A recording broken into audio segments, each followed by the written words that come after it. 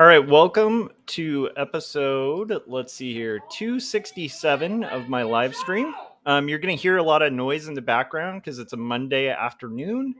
Um, uh, and we might be joined by a special guest in a little bit. But what we're going to be working on today is comics. I'm planning on working on shading page 75. I finished the line art for 75 like this morning. And so that's what I'm going to be working on today. Is that, and what you're hearing in the background is the sound of a fish tank being cleaned and refilled. We have like a little fish tank with a gigantic, unbelievably big goldfish in it. And so my sister-in-law and then my wife are having fun cleaning that and making crazy noises. It's funny too because I overheard them, like, I don't know, it was like about like 15 minutes ago where I'm like sitting here kind of setting up, getting everything ready for the stream, and I hear this like ooh in the background, and they're just goofing around. So anyhow, so what I'm planning on working on today is I'm going to be working on Not Death But Love, the strange supernatural story of Elizabeth Barrett Browning, the comic I'm doing for Turner Publishing. I'm pretty happy with how things are coming out on the page. Working on potentially, yeah. And again, you're going to hear crazy sounds of fish tank cleaning in the background. We got Gary Hodges joining us saying hello, hello. Oh, just in case you're tuning in for the first time, I should let you know who I am. So I'm Joshua Kemble. I've been an art director for 8 years. I've been a graphic designer and illustrator for over 20 years. And when I'm not graphic designing or doing illustration, I'm working on things like this graphic novel, as well as other graphic novels that I've made. Jacob's Apartment, which is my slice of life coming of age story about two roommates that are polar opposites that end up falling for each other. And in a doomed romance story where dreams and reality interweave. And it's kind of like if you took Eternal Sunshine for the Spotlight Mind, put it in a blender with Ghost World, that's what you would have. And then there's Two Stories, which is my autobiographical comic that talks about faith and mental illness, and both are available at bookstores everywhere. And I don't know, there's something around here that I'm sensing. I'm sensing a movement in the force. I think it's a Luhan joining a Kremble. Hello, Luhan. Josh, don't get scared, but I saw somebody moving in the house behind you. Oh my gosh, you guys, they found me. I don't know how, but they found. Uh-oh. So how's it going, Jim? How you doing? I'm doing good. I'm going to work today. Why does it look like I'm in a forest fire? It does kind of look like you're in a forest fire, and I know those can happen, in Los Angeles. I don't think you're quite in forest fire territory, though, are you? Totally. I live in the deep woods. That's true. That's true. I don't know if you guys are aware, but Jim lives in a cabin out in the depths of the woods. Yeah, and like basically like when he's working on animations, it's usually pulling from the Necronomicon to do that. I'm gonna go to this other area where the light might be better. I like it. I honestly kind of dig the forest fire vibes, honestly. Well, that's because you're a pyromaniac. That's true. That is true. But I mean, why do you have to hold that against me? Gary Hodges says Double Trouble. That's right. I think this is the first time the J-Boys have done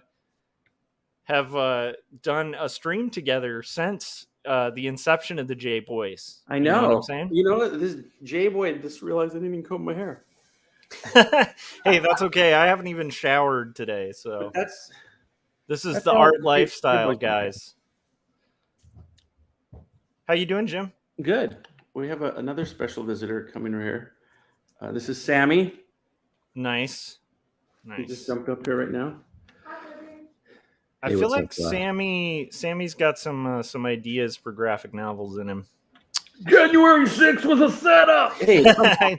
Get out of here. I'm sorry, Josh.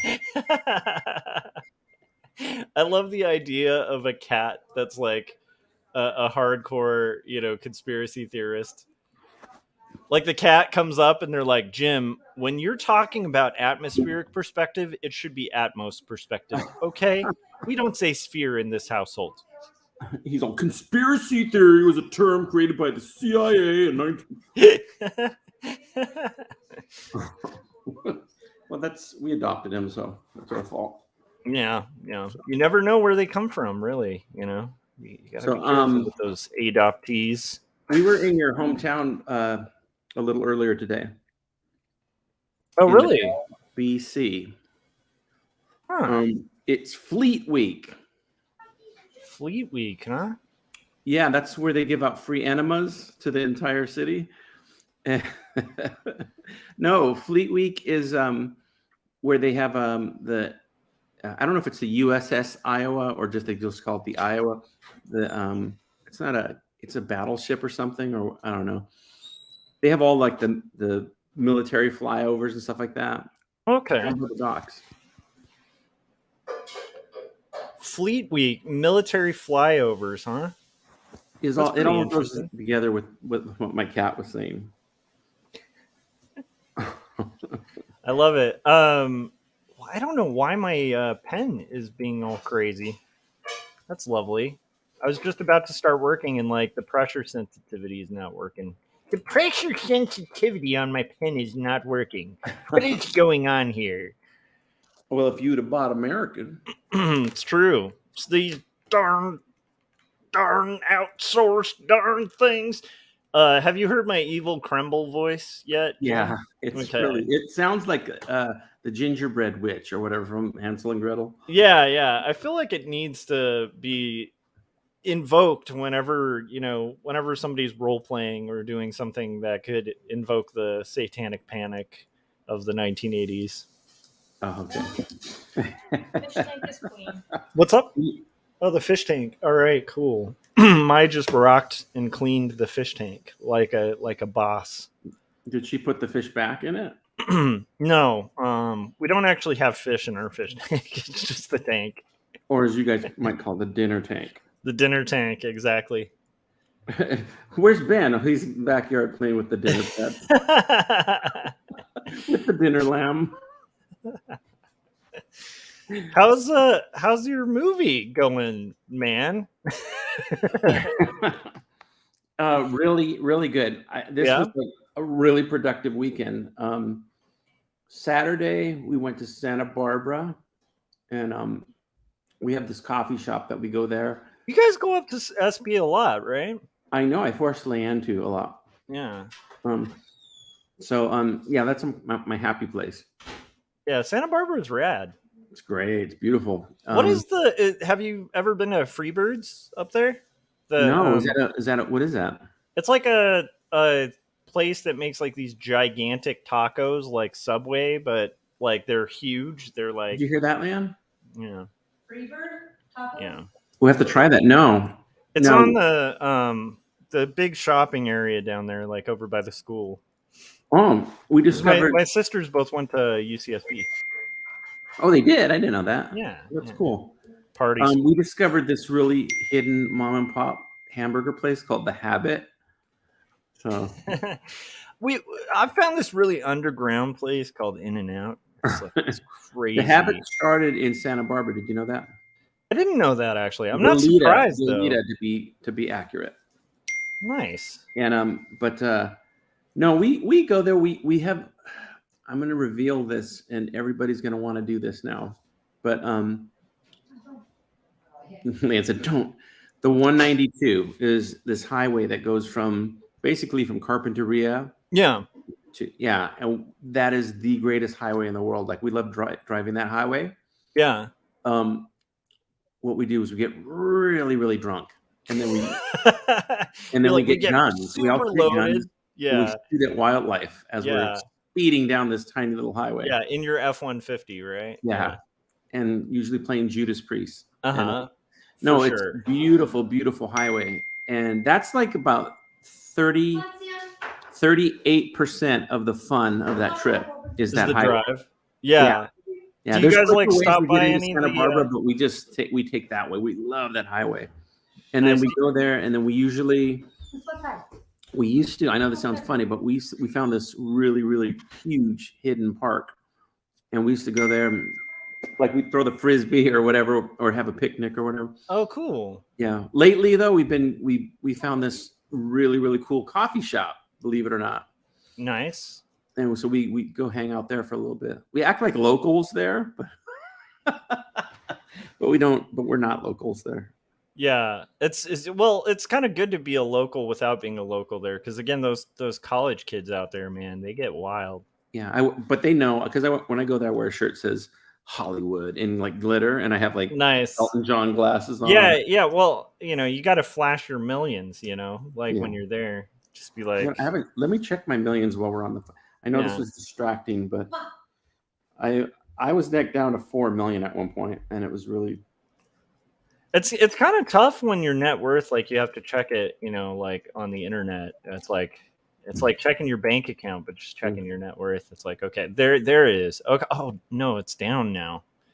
I wonder if you can deposit in your internet net worth, like.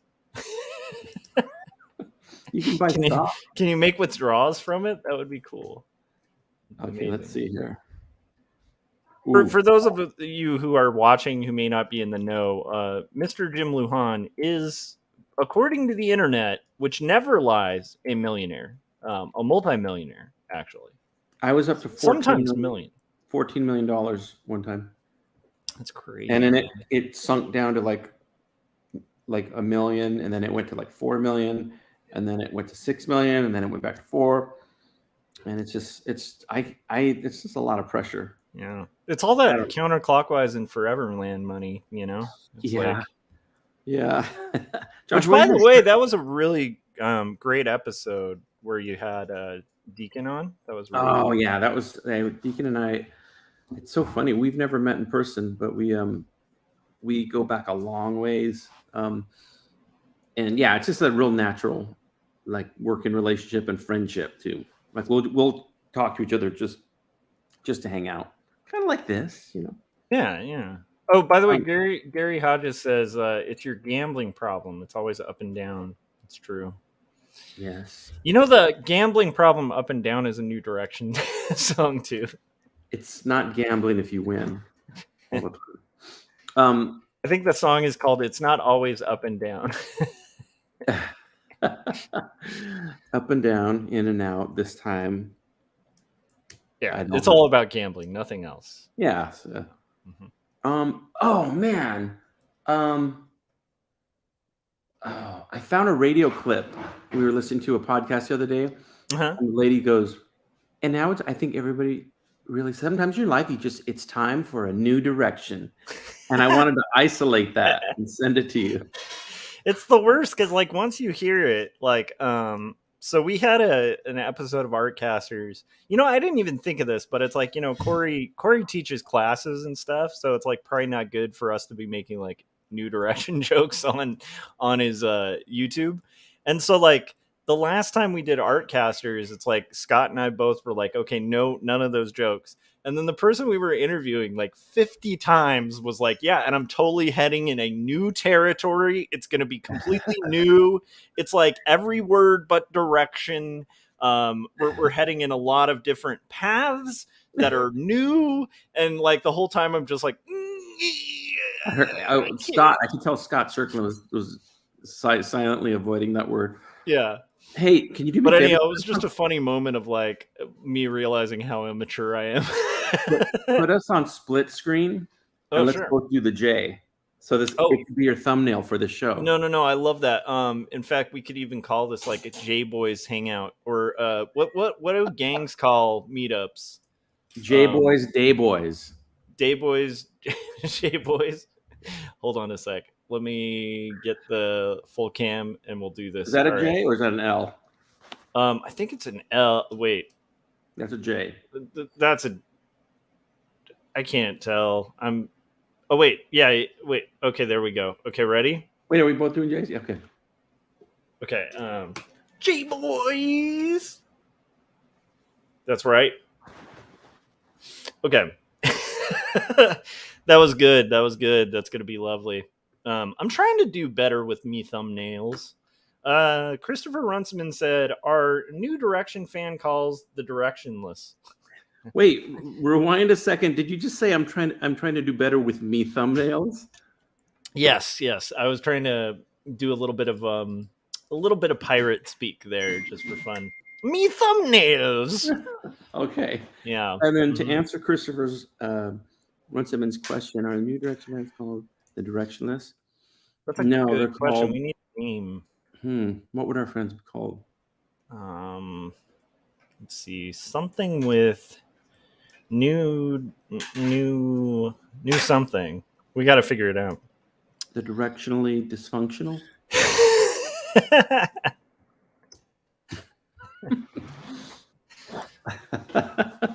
The directiles. It could be the new dudes, you know?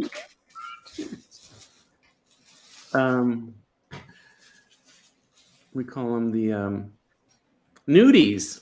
Nudies is good, Nudies. yeah. Call them the nudies. Yeah, that's pretty much it. And it's, new with a D, not anything, inappropriate. It's just new D's, So we're the only two in the band that would play instruments. That's true.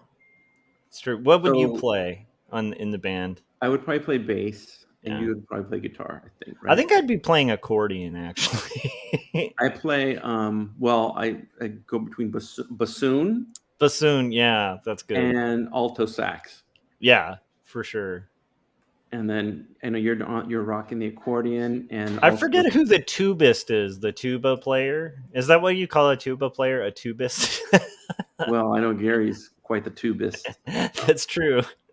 So, just saying. We even have a song about that, about blowing a tuba. Ladies and gentlemen, we are grown adults. How's it going? Paul Pate would be the Johnny. What's his name? Johnny Gill. Because he came in at some point and bumped Scott or Corey out. Nice. And then the new Publix. Nice. I like that. Yeah.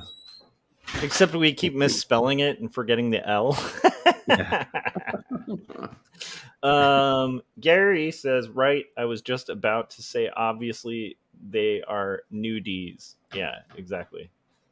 Let's share that just so people understand. We're talking about, just the in the alphabet D. That's all. Nothing more.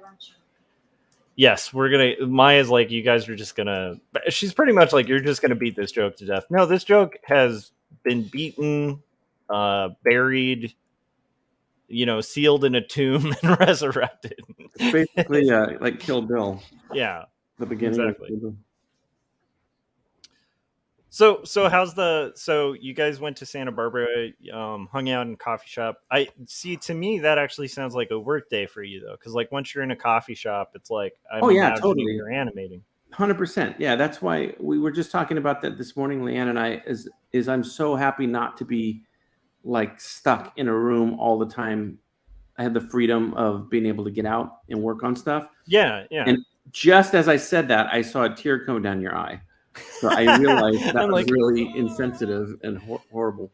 Yeah. And no, but you know what I mean, Josh. Stuck in a room. Well, I'll give you even more specific. You're like Iron Eyes Cody. So I'll give you a more specific example. Okay. Like you didn't set your studio up in your garage, buried away from your family. Like you wanted to be. You're right there in the mix. You know what I mean? Yeah. You're working on stuff, but you're involved in it, engaged and stuff. Be funny if right as I said that, if my goes, Josh, you went, shh. Exactly. It's like, quiet. Quiet. Back in your corner. With the belt. But it just feels good to be able to work out, and about, like not be, always tucked away in an office somewhere, No, I totally get that. Yeah. There's something for like ambience and stuff. I've even thought about getting just like a decent like laptop or something so I could like work on the road. That might have to happen at some point. Well, but, I'm astounded and I think you can make this happen if you do go in that other direction. Yeah. That you're like ripe for the iPad. Yeah. I mean, you could do everything you're doing now in Procreate, and including getting the line quality, because I just downloaded some new brushes. Yeah. And I had never done that on the iPad. Oh, And okay. it's like so much like variety. You can get so much variety. Huh. If you had an iPad, you could be working, instead of doing your job at work, you could just have your feet up on the desk and be like, Yeah. not now, and be working on stuff. Yeah. That actually sounds pretty rad. The only problem is like it's kind of like you switching from Flash, like where it's like you needed to do that a while ago, but it's like when it finally runs out of updates, you're like, okay, I'll learn something new. I'm kind of like that with the iPad, where I'm like, I'm so comfortable with the programs and the process that I use that it's like to get me out of that 100%. comfort zone is a little 100%. scary. But I'll tell you what, Josh. Is like right now. I mean, Wait, when you say I'll tell you what, though, you got to do like I'll tell you what, that kind of thing. Let me tell you something, Josh. Let me tell you something. Let me tell you, and hear me out now. Right now is not the time for you to switch. You're in the middle of the project. Yeah. So, but like maybe after you're done with this project, maybe that's a time to re-examine it, because maybe I can get that as like a self-reward for finishing. I could be like, okay, I'm going to allow myself an iPad. I mean, it's way more productive than heroin. So that's true. I know you were looking forward to that big bag of. Yeah, I was kind of gonna aim for like some just hardcore black tar heroin, like really, but as a reward. But maybe I'll switch from my regular reward and go with something different. While slumming the horse, I realized that whilst slumming it in the hood, while jabbing the needle betweeneth my toes, betwixt my toes, betwixt. Oh my gosh, a Shakespearean heroin addict. This has to happen, Jim. It has to happen. That's too good. It's like, I dare say, good chap, please pass that needle and spoon. I am completely thrown off of my schedule because today is Monday and I feel like it's Sunday. Yeah, that's my fun day. I don't have to run day. I like that. I was trying to think of something else that rhymes, but my brain is not that quick. I drive a Hyundai. Oh, a Hyundai. Yeah, that's true. Damn, I'm like Eminem. Yeah, you are, man. You're what was where he said like orange porridge? Yeah, orange. I forgot what he rhymed with. Storage. Orange. Syringe. I don't know. Yeah, no, I think that was the British guy that was talking about syringes. Great, like I was claiming to be the world's, I dare say, old chap. the world's greatest rapper, and I'm like, I can rap anything with orange. Yo, your mom's head is red, but I think it's more orange because your dad got out of bed and said, "Hey, where's my plorange?"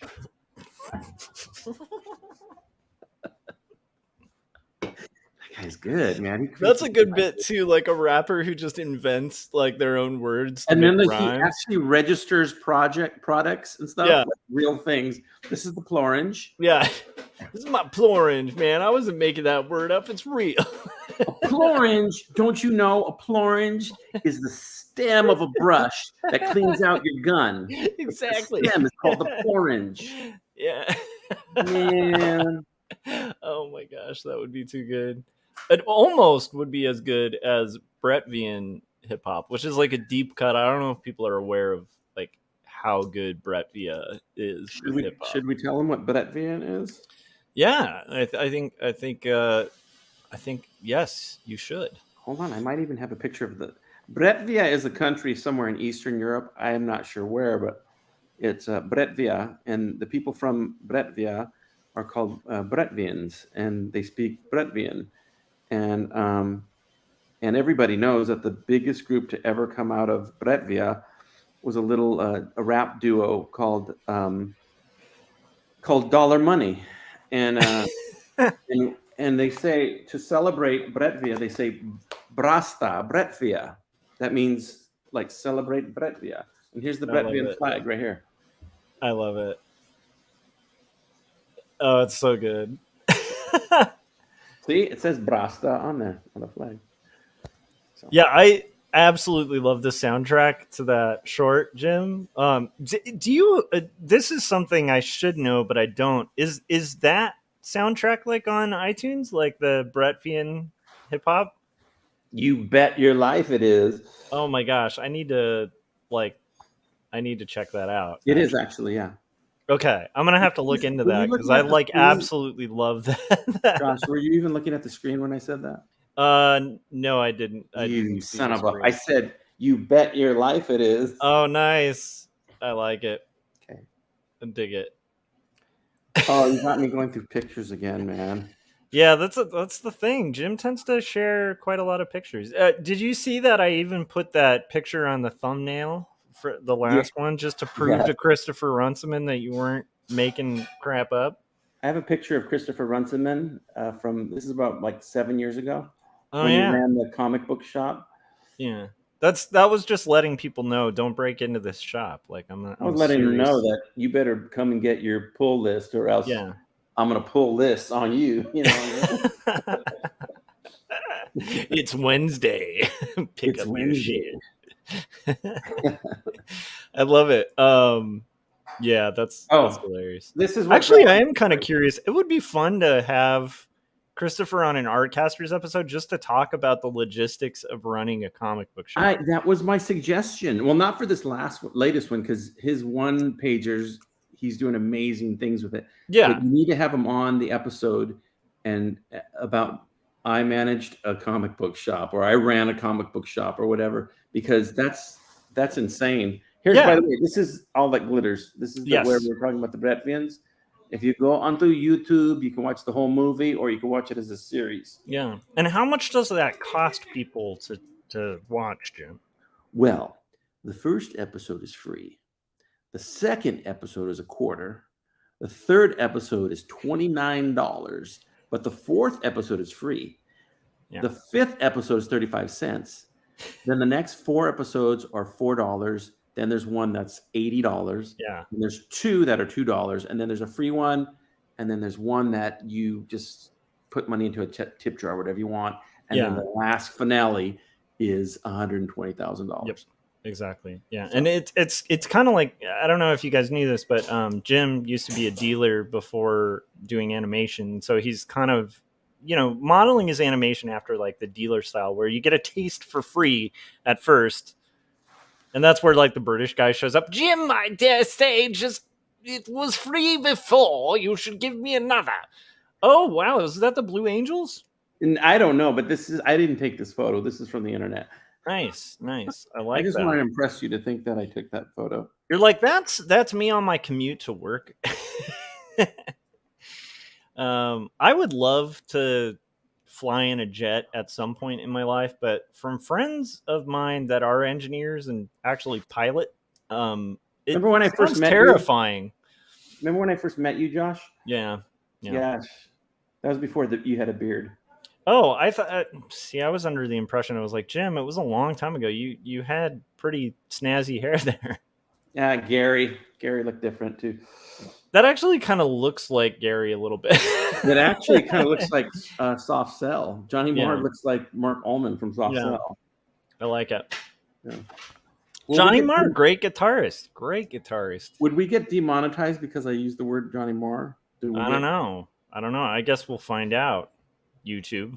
Oh, look at! I found another picture of Bette That would Midler. be hilarious. Johnny Marr's like combing the internet. There's another picture. You cannot mention my name, sir. Did you say Bette Midler? Yeah.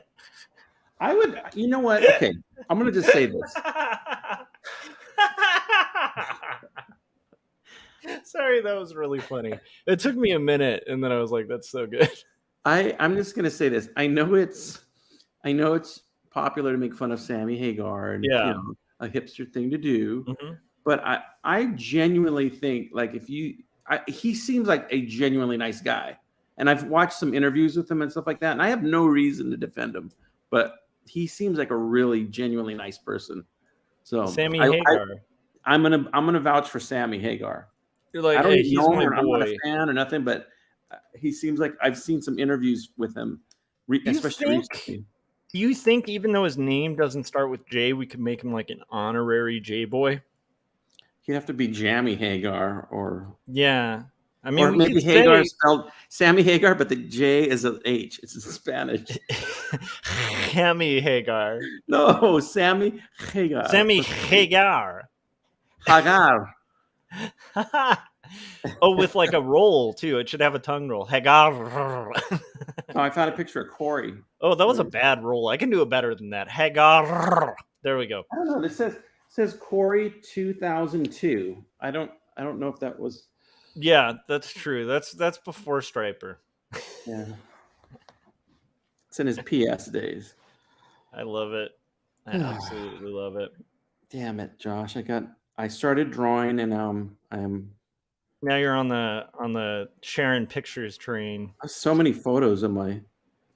There's a picture of my mom. So how much longer do you have on your your animation? Josh, how dare you ask that? 5 years? 10 years? It's coming out in 2024. That's my plan. But that's about when my book's gonna come out. Well, here I think behind the scenes we've talked about this a little bit. Yeah. But I want to do an art casters at some point. Yeah. Where it's about the different stages of a project. Yeah. And it would be me, you, and Gary specifically, because Gary just finished a project. Yeah. You're in the middle of a project, and I'm kind of what you consider at the beginning of a project. Yeah. So it would be a good time just to see where we're at. And then, I like it. And we could like tie it into the different stages of grief, We could, it could just be like, okay, at first it's like, denial. Next it's anger, and then third it's acceptance. Like you finish and you're like, okay, I guess I'm a cartoonist. Of your false idol. Nice. Ladies and gentlemen, we're getting secret images of Jim Lujan's family members and friends. Let's see here. We got Gary Hodges saying, I'll be playing a video game while sipping a beer during the show. I hate you so much, Gary. I'm so jealous. That makes me so sad. But to be fair, I did play Risk this morning because I have a problem, Jim. I have a Risk problem. I can stop anytime I want. Ooh. Yep. That is Corey Curry yesterday, I believe. Yeah, when you're playing the little video game, Gary, what are you wearing, Gary? What I like, I don't know why, but because of the frame of your iPad, it almost makes it look like a straight up like picture frame, like you're just pulling up photographs that you have actually print out. Like I'm taking them down from my wall. I love it. Hey, don't be trying to. Yeah, Gary said there will be a party in the background. Like he'll just be like, I don't know, man, finishing projects. He's like in a hot tub, just surrounded with liquor. Mm-hmm. Yeah, you're trying to pull some kind of con on me, huh? What's going on here? You guys, we're having so many like famous guest stars today. No, it's ridiculous. On the stream. I'm flattered. I didn't know this many people watched. I guess they must be chiming in because of, when you're a millionaire, you make friends, That's what I think is happening here. I cannot tell a lie. Oh my goodness, Abe Lincoln. I'm such a fan of your work. What's up, Josh? I'm How's it going? A huge fan of No Saboteurs. And trust me, I know about saboteurs. Nice. That's a good point. Lincoln would know. Yeah, I need another saboteur like I need a hole in the head. Yeah. Oh, you guys, Abe Lincoln. Abe Lincoln in his second career as a stand-up comedian. So I wanted to let you guys know that this summer I'll be on tour. The Vans Abe Warp Tour, they call it. And we're going to have really good groups on there. We're going to have Good Charlotte will be opening the thing this summer. Also, we have Sum 41 going to be opening up really good. It's going to be a skate park and a trick ramp on there. So you come get some air if you feel like it. And Thank you, just Abe. to have a generally good time. We just want to give people a really good time, give them a value Awesome. for their dollar. I Or love their it. $5 bill. Oh, nice. Because I'm on the $5 bill. Exactly. Oh, I love it. Yeah. Abe Lincoln, ladies and gentlemen. Abe Lincoln. Abraham Lincoln, former president of the United States, stand-up comedian. How's it going? Not my president. Yeah. I didn't vote. I'm not my government. I want to start saying government, but it's really hard to pronounce government, with a B. So, I have this really horrible AI picture that I did when AI first came about, and I tried to make a Raquel Welch AI picture, comic book style, and it came out so horrible that I still use it in the backgrounds of some of my pictures. Oh, no way. Here it is. Ah.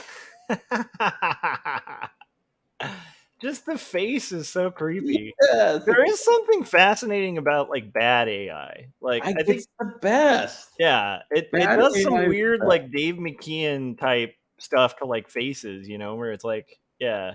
Bad AI is like bad auto tune. Yeah. It's Yeah. Did somebody say auto tune? What? Do you Who's talking? believe in life after love? Wait, Josh. what?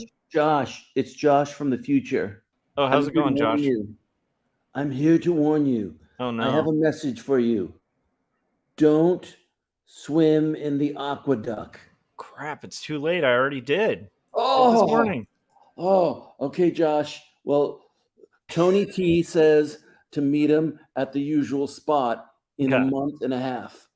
You'll month know and what a that half. means later. Okay. Wow, this is intense. You guys, I was just visited by me in the future. This is an insane stream. If you guys aren't tuning in, what is going on? I mean, my goodness, I just met myself from the future. Jim, I don't know what to think anymore. Oh my gosh, it's Corey. Josh, this is Corey. I just want to tell you that don't believe that AI creation from the future. Oh my gosh, it was fake the whole time. Because I knew it. AI I is knew not the AI was evil. AI is not the future. AI is now, brother. It's now. And if you don't jump in the pool, you're going to get a sunburn. That's all I got to say. I forgot, yeah, I forgot Corey is such a huge fan of AI. It's just Corey, you're lucky. There's so many things to make fun of me for, and we only have AI for you. I think we should make t-shirts with Corey's face and have like a fan, like a desk fan, and then the words AI like on his forehead. So it'll say AI desk fan and it's Corey Kerr's face. I think that would be great. Or just like a defense of AI. Yeah. You're gonna have one more visitor. Paul Pate had a question for one of your friends. Paul, do you want to hop on too? You're more than welcome. No, I can send a link. I know Paul wants to talk with a friend of yours. Oh, yeah, that's a good point. Oh yeah, Jeremy.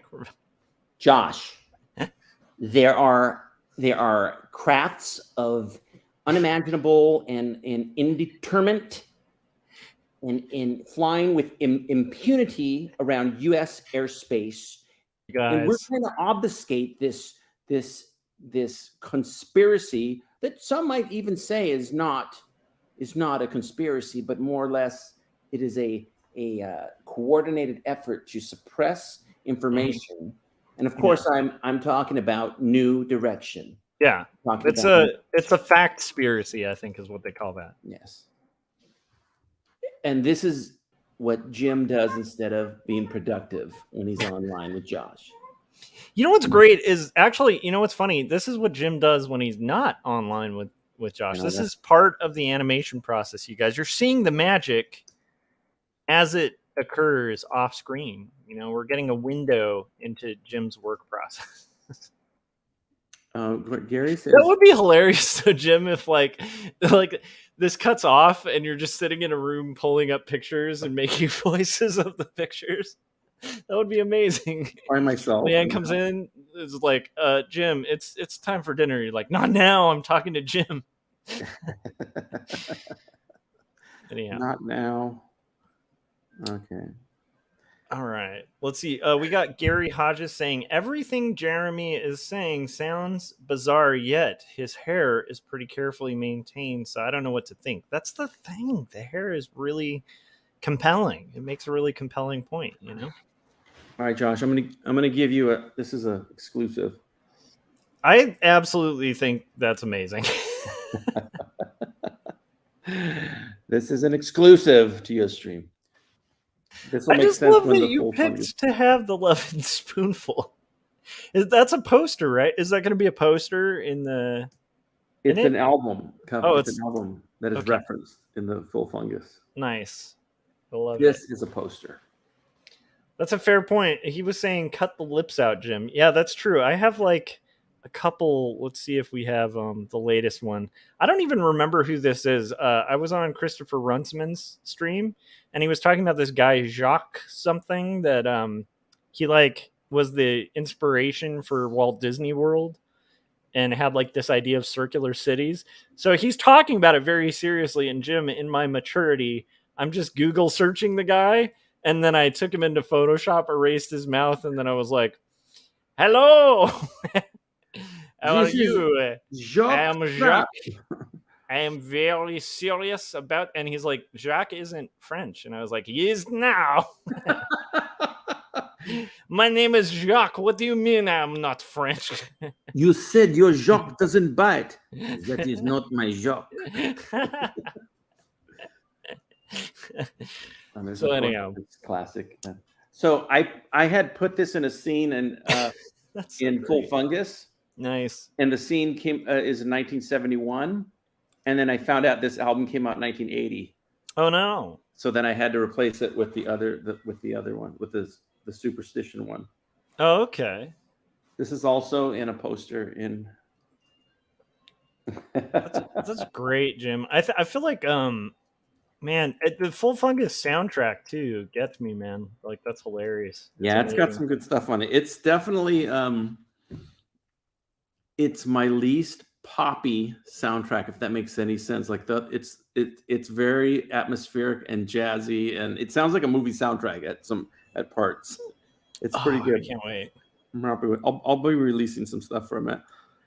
But I got this weekend. This is my. Hey, by man, the way, how's the like movie people can access like deep cuts of your stuff like on your Patreon, right? So like, yeah, you guys should be following and supporting Jim on Patreon. That's right. Yeah. I release like all of that artwork I showed you, like the Stevie Wonders and stuff like that, and the Loving Spoonful. I put all that artwork on Patreon a few weeks ago. Like it's been up there. Usually when people see stuff of my stuff on Instagram, it's already been on Patreon for a while, plus more. But that's just my sales pitch. But but this weekend I finished the entire. There's a whole like an MMA fight event scene. So nice, filled with crowd shots, and I got to animate Malia, Corey's wife. She's more than Corey's wife, okay? But she's an actress in her own right, for real. She plays one of the leads in this, and I got to animate her character a lot this weekend, and it was really fun. It came out really good. I'm really excited for people to see it. So, are you able to reveal which character she's voicing? Because I'm guessing it's one you've already shown, right? Like, I one of did. the MMA. She's playing a character named Brandy Fungus. Nice. And Brandy is the daughter of a game show host named Larry Carlisle. So Brandy's maiden name is Brandy Carlisle, and I like that. That makes me happy. That is amazing. And so she's an MMA fighter, and so she's fighting at this like Indian casino, which the Indian casino is the Shoshanagua Casino and Resort, and it's actually the casino from a film I did called Paleface a long time ago. So if you go back and watch Paleface, you can see a little bit of the casino kind of, but it's a big, huge resort now. So. Jim, I thought of you the other day because I was like going down a rabbit hole of watching these videos of this fake martial artist from the 80s. Oh, wow. There's this whole thing of like guys who'd like sell like ninja videos where they'd be like, become a secret ninja. And it's like, it's a guy who's built like me being like, I know the 26 like levels of chi points that can kill a man in 3 seconds. And then they actually have like tutorial videos where the guy's just like running around just going like,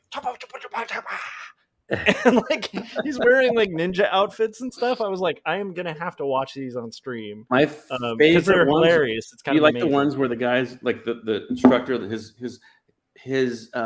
students are they're running towards you. He goes like, and then like they fall down, and then the guy comes tries to hit him from behind. He's like, and then he's like, okay, yeah. and So then they you've fall done. down. So you've gone down this rabbit hole. Then. Yeah, that's the yeah. best.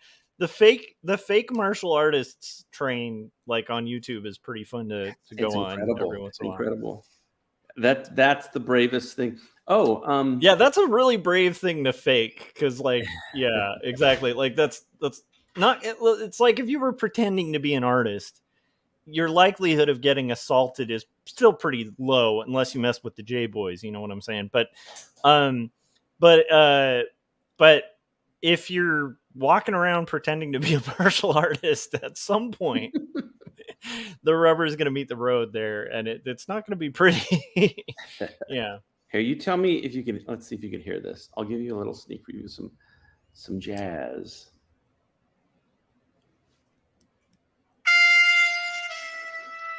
Guys, these are deep cuts.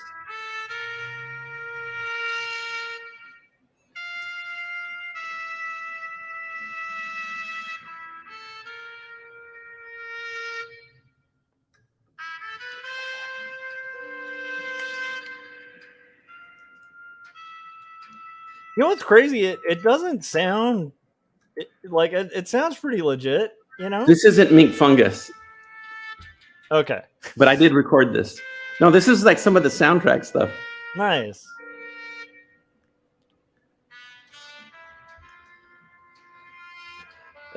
So is it gonna be kind of like cut a little bit like a slick jazz kind of edit to the whole thing? It's a grimy LA noir. Oh, okay, nice. Yeah. That had a newer feel. Yeah. Oh, the whole film. The film does. But what's that movie with Joaquin Phoenix that came out? It was an LA noir movie. Somebody can tell me. Is that the Joker? The Joker. It's like the joke. No.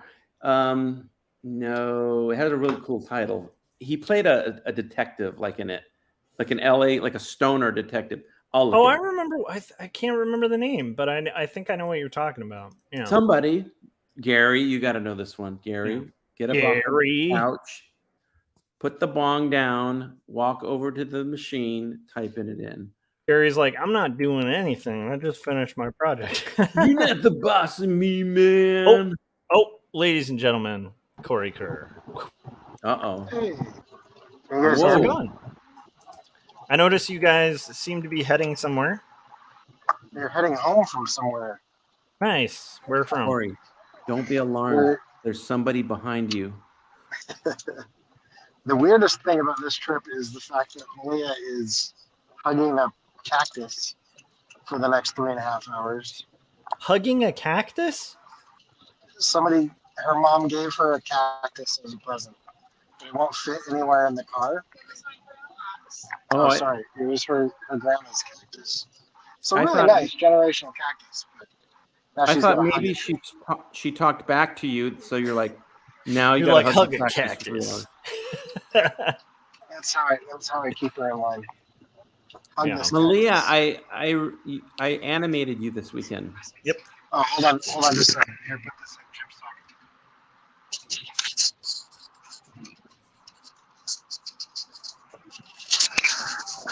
Is this right or left? Right. Yoo-hoo. Malia, this is the police. Hi. If you're in trouble, slowly lift your left arm to the window. What about? That one is holding the cactus. Sorry, the left arm doesn't work right now. Oh my You should see what my right arm can do. God. So I animated you this weekend. Yeah. It came out great. Great. I'm so excited. Yeah, so this is Brandy Fungus, ladies and gentlemen. In all her glory, her plant-holding glory, this is Brandy Are we Fungus. live? Oh, good. I'm like, meh. I look like I've been in a horrible car accident with my neck pillow. Does Corey even tell you that you're on, that millions of people are watching? No, he just Yeah. likes to surprise me. Yeah, there's at least as many, like, Jim's net worth is the same amount of viewers we have right now. It's millions of viewers. Is that Josh? Yes. That's Josh. Yeah. You Hi, Josh. I see you, or I hear you, but I don't see you. Yeah, I'm like Oh, up he's like, in the tiny Josh, little you're corner. tiny. Yeah, I'm very, very, very small. Josh, have they put you in the corner? Didn't these people learn anything from Dirty Dancing? Nobody puts Joshua Kemble in the corner. Nobody. Yeah. This is Josh's new show called Housewives Hugging Houseplants. It's true. Yes, And the well, you whole can ask show, me we all just- the questions. Yeah. So, tell us about your houseplants. I have lots. I have lots of. I'm still a novice. I still kill lots of plants, guys. I'm That's okay. figuring this out. That's actually why we had you on here, was to confront you about the death of 3 plants in particular that have been reported to Mr. Jim Lujan. We wanted to hold you accountable for them. No, I'm just kidding. I don't know. That's pretty awesome, though. That's a pretty cool plant. It doesn't look like a cactus to me, though. That doesn't look like a cactus. It's okay. So it's a Christmas cactus, and it is not like your typical cactus, but it does have little bouncy little pricklies at the end of that. See, Oh, pretty cool. it's like not as prickly as your typical cactus, but also, let me find you a blooming spot. It blooms. It's a flowering cactus. Can you see that? I can't tell if you can see that. Yeah, it's like a, yeah, I think I can kind of So see it. That's pretty awesome. there's a little bud coming out of there. Yeah, this it's like is a just little, yeah. This has just become the most boring live that you have ever done. So Trust me, you were completely giving Jim and I way too much credit for being interesting. Don't worry. The Christmas cactus sounds like something the Grinch would have, by the way. Yeah, it does. I understand that, but that makes sense, but it doesn't look very Grinchy, to be honest. It looks like you should see her in all her glory. She's quite a sassy broad. Yeah, This cactus. That's pretty awesome. I like the idea of Christmas cactus in general. I feel like that's a good band name. Christmas Cactus. Yeah. Why By the way, not?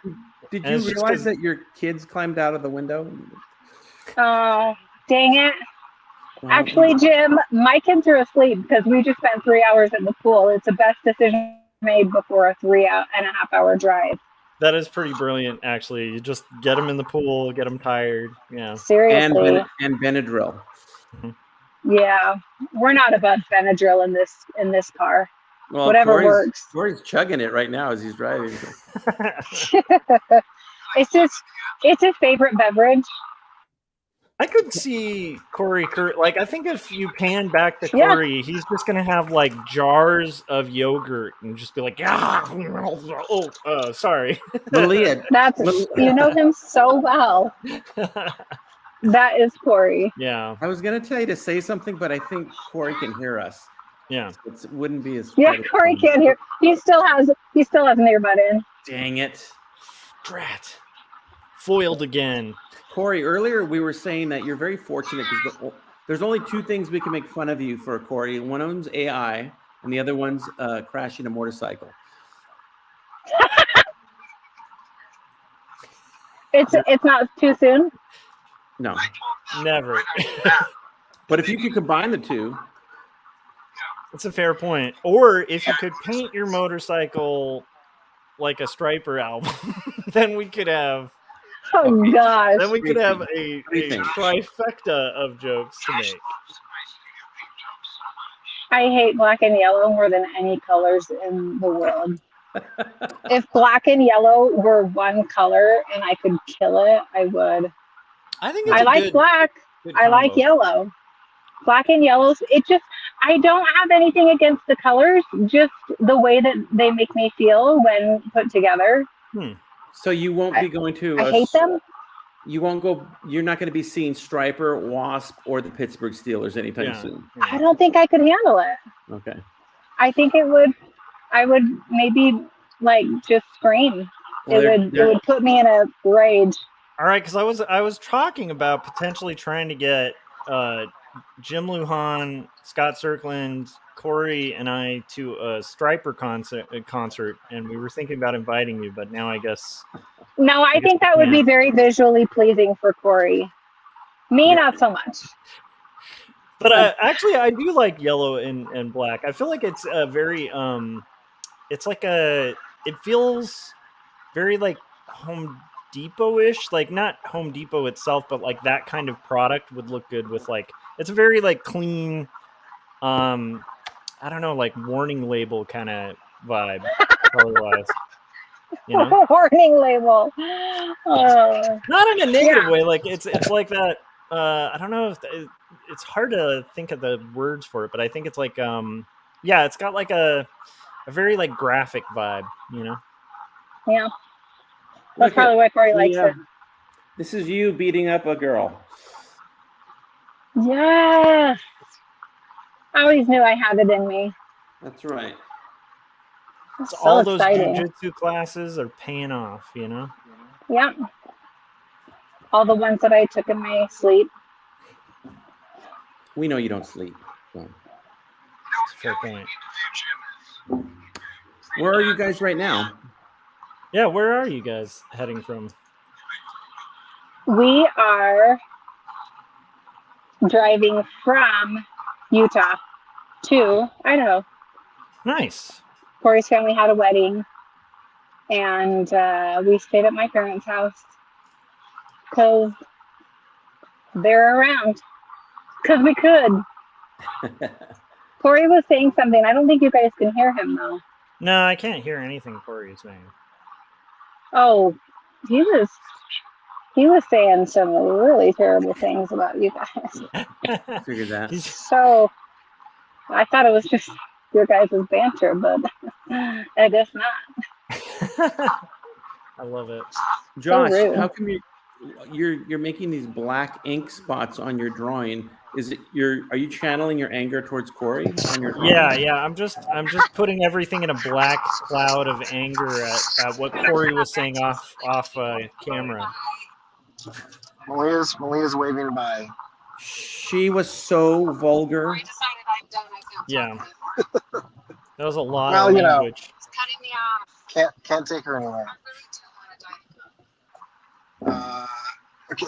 Corey's like, hold the cactus. Just hold the cactus. Just hold the cactus. Hey, can you stop at Cafe Rio for me real quick? Sure. All right. Yeah, I'll totally do that. There's one So- in St. George. How is that drive from like Utah? Is it are there interesting like Americana type stops along the way? Because like for me, if I'm ever on like a long drive, it's almost essential to stop at like a weird truck stop kind of thing, or you know, curio place. I think if I did that type of thing, it would end my marriage. Because Malia does not like to stop while we're driving. So. Oh, okay. Prefers to just go direct. Yeah. Yeah. But yeah, no, there's there's weird little, like Mormon forts that, where they would like, Brigham Young would say, hey, build a fort over here to protect us from the Indians. There's like stuff like that. That's when you need to turn to Malia and say, hey, woman, you hold that cactus. Right? Right? Just hold the cactus. Hold the cactus. Yeah. Hashtag hold the cactus, you guys. Which is actually a B-side on one of the New Direction albums. Yeah, that's true. Yeah, that's one of our. It's called. Yeah. Okay, Corey. The kids can't hear me, can they? Okay, it's called No. "Hold the Cactus." In parentheses, watch that prick. Oh no. Man. Oh man. Terrible. Jim and I together, the J Boys, we get get wild on this stream. Get The J-Boys out of get control. wild. Yeah, out of control. So At some Josh, point, the FCC is just gonna like come on stream and be like, "Excuse me, what you were saying was very inappropriate, sir." You know what? I gotta say the FCC. That's what I gotta say. Yeah, that's right. when you say that, it just sounds like now I can't remember the name of the rapper that raps about the FCC. Brian Oh. off screen. Yeah. You mentioned that your channel blew up a little bit, and I looked at the numbers, and it did. You like passed me up, man. It's awesome. Oh, on subscribers, yeah, it's weird. I have no idea. It's cool. Yeah, it was kind of cool, kind of a fun little like surprise, you know. Yeah. So Have you looked into where people are coming from? Are they coming from live streams or shorts or? it seems pretty organic. It seems like it's mostly the live streams though. Yeah. So Well, that's in your analytics. You can go in and look to see where subscribers are coming from. yeah. All kinds of different prisons, like Yeah. minimum, maximum. Yeah, it's crazy. Ever since we started talking about New Direction, it's like we just got a lot of interest from prisons for some reason. That's funny. Yeah, but yeah, it's been pretty cool. Like I think from what I could gather from the analytics, it looks like it's mostly live streams that have been generating subscriber counts. So Yeah, and is it when people like it really does make a difference for the algorithm? I think it does because I didn't notice like much growth. Like it was kind of dead for growth for a little bit, and then when I started asking people to hit like, I don't know, like I can't connect it entirely, but it seems like that's something I did different, you know. Yeah. So if you guys are watching right now and you haven't hit like, you should hit like. It helps the channel growth. Do you think any other YouTube channel is going to give you content of people holding cactuses whilst driving to Idaho? Like, do you really think? It's a very specific niche. Yeah, that's like the kind of quality content you get here, you know. Sure, any channel can give you a cactus crawl, but where are you going to get an interstate run? Cactus? And here's the thing. I don't even know if that cactus is registered with the state government. They might be illegally importing that cactus. This cactus might not be native to the habitat of Iowa. We could be looking at a cactus pandemic coming up, folks. A cactus-trophic. A cactus drop. Oh, I see what you were trying to say catastrophe, but a catastrophe.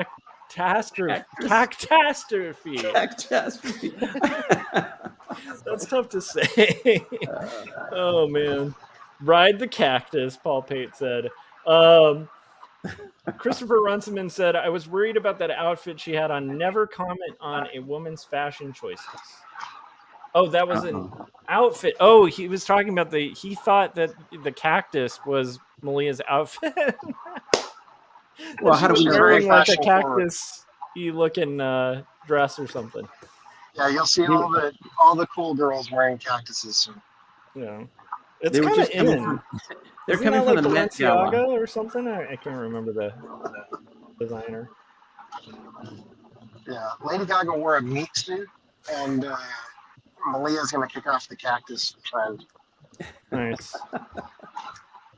Speaking of, well, you guys, I have been streaming for a good hour, and unfortunately, I have to disappear for like 2 seconds. So, Jim, do you want me to? Are you cool with me playing a trailer? Yeah, and by the way, the hour wasn't all that good, but Yeah, that's true. But we're here all day and night, so stay there, ladies and gentlemen. We got some more coming. I'm gonna go get a cactus cooler. I'll be right back. Actually, now all this talk of cactus, I think I'll get some cactus candy. I'll be right back. We'll be back, ladies and gentlemen. Here is the trailer for something. I'm very articulate today. Here is the trailer for, let's do Jacob's apartment.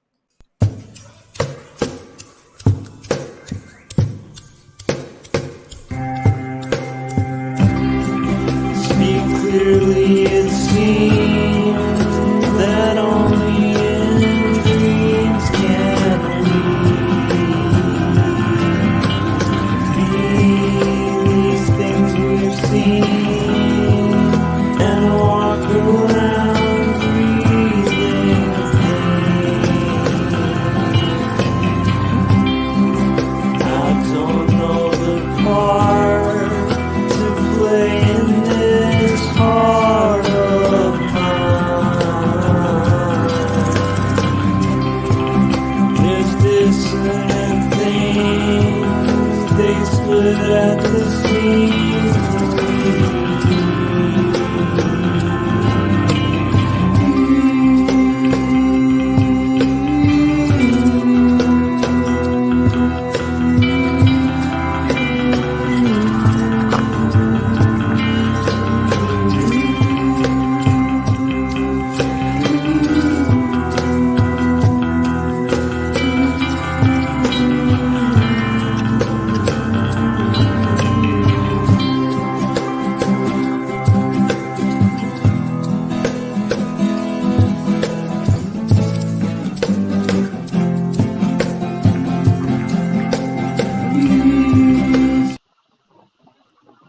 All right, and we are just coming in, and this is the live stream where we read books and drive.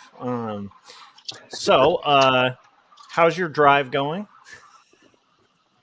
It's great. It's long and boring because it's the I-15. So Nice. So, real quick, like, there is no snow anymore, or there's still snow in your area? the snow is melted, but it did hail 3 days ago. So I totally relate. Jim and I have been dealing with just horrible weather lately. Awful California weather. yeah, Southern California is rough. It was freezing. It was like 68 degrees today. Yeah, it's just intolerable. I mean, so we definitely know what you're talking about with hailstorms. I almost had to wear long socks. We almost had to choose a hoodie or a Yeah. long sleeve tee. I almost had to take off my flip flops and like put on shoes. It was kind of a rough one. I'm dusting off the kayaks. I'm getting ready to get in the water here pretty soon. Nice. Watch out for those kayaking bears, though. You know, you got to be careful. I hear there's like a slew of bears that like to steal people's kayaks and then ride around in them. I still need to make some like deep cut t-shirts. I'm curious if anybody would even be interested in that for this stream. I think it would be funny to have a t-shirt with a guy on like a jet ski with like a Victorian mustache. You know, and then another that's of a kayaking bear. I think these things would be really It just good. says Victorian jet ski on the bottom underneath. Yeah. It.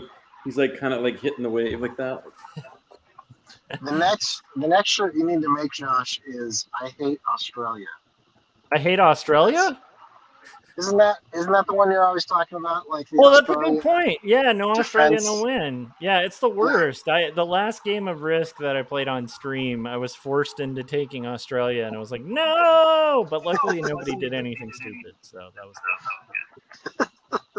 Well, But it's it is funny, like, you can see it on stream, like, why most Risk players, at least on the game, hate, like, who've played for a while, hate Australia, because it's like, people will just suicide themselves for it. They're just like, I need that country, and it's like, it's the worst. So I guess if you're Australian out there, realize there's a lot of Risk players that really, really want Australia. Yeah. Yeah. I'm glad I don't know about Risk. Yeah, it's probably a healthy thing. Is this a Risk intervention, you guys? You guys are like, Josh has reminded me about my level of Risk playing skills, and Paul Pate has reminded me of my level of chess playing skills. Paul Pate reminds me of my level of art skills all the time. I'll watch that guy because I've been watching his Paul's doing like a stream now on Saturdays, and it's just like, man, that guy will knock out a page like super fast, and it looks great. You know, Paul Pate reminds me of my Jeep. of your Jeep. Mm-hmm. How so? You gotta Google that.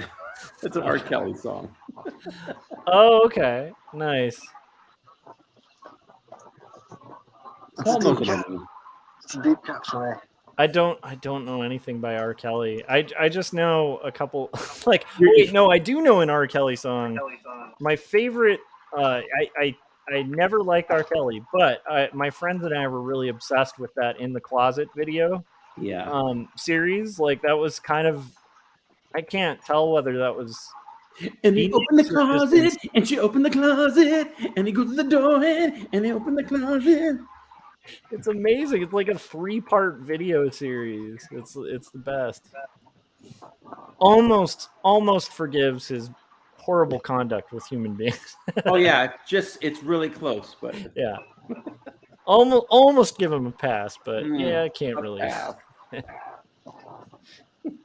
God.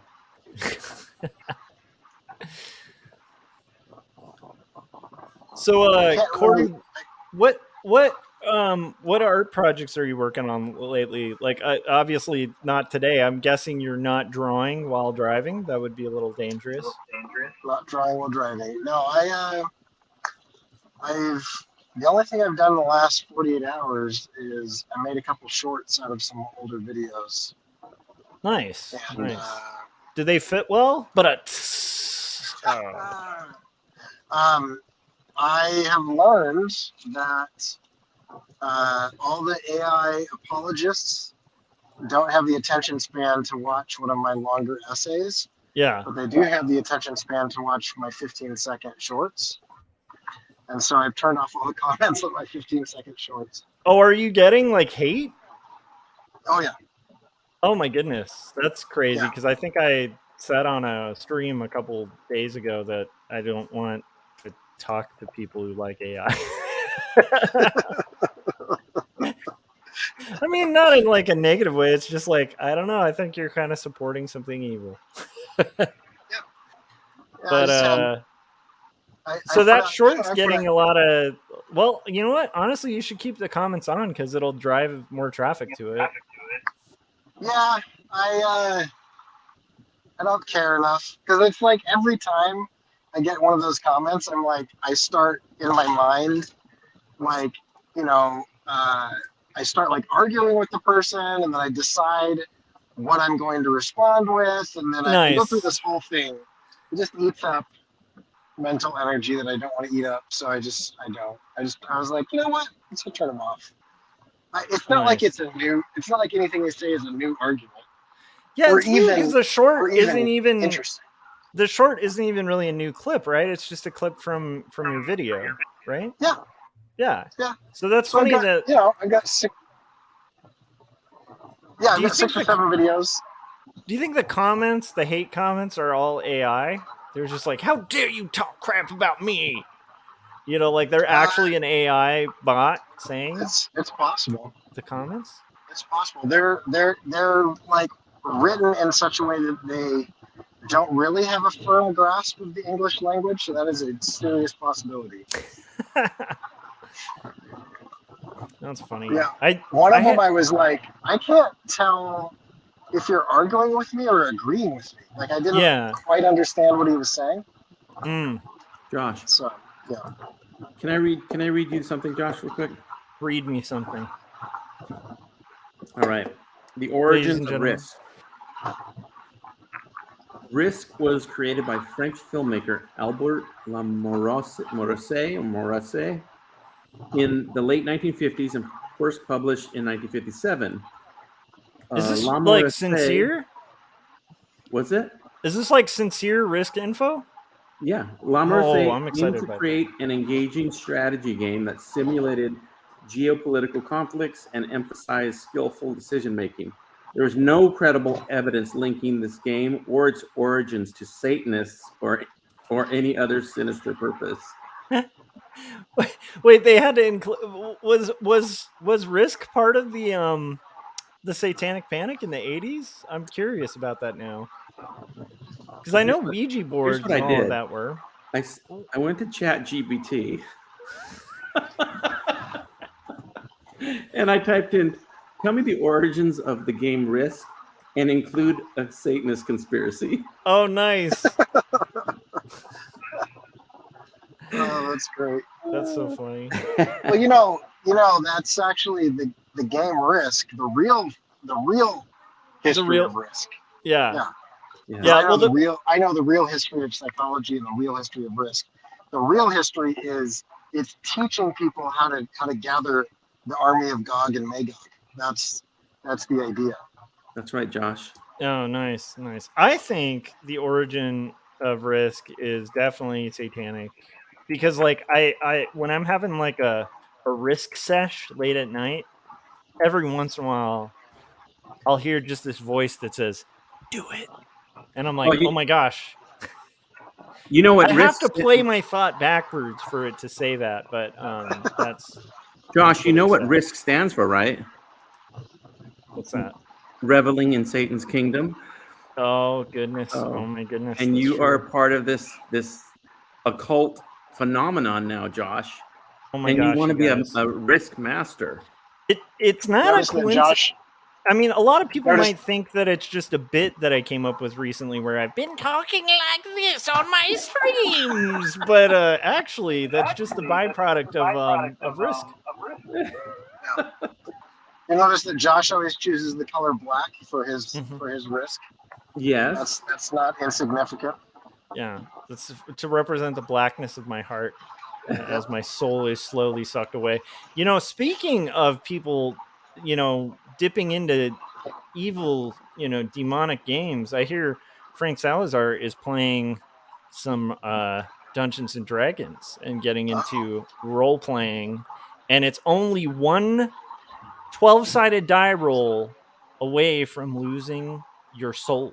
That's all I have to say. It's just Frank Salazar, I wish he'd quit playing games with my heart.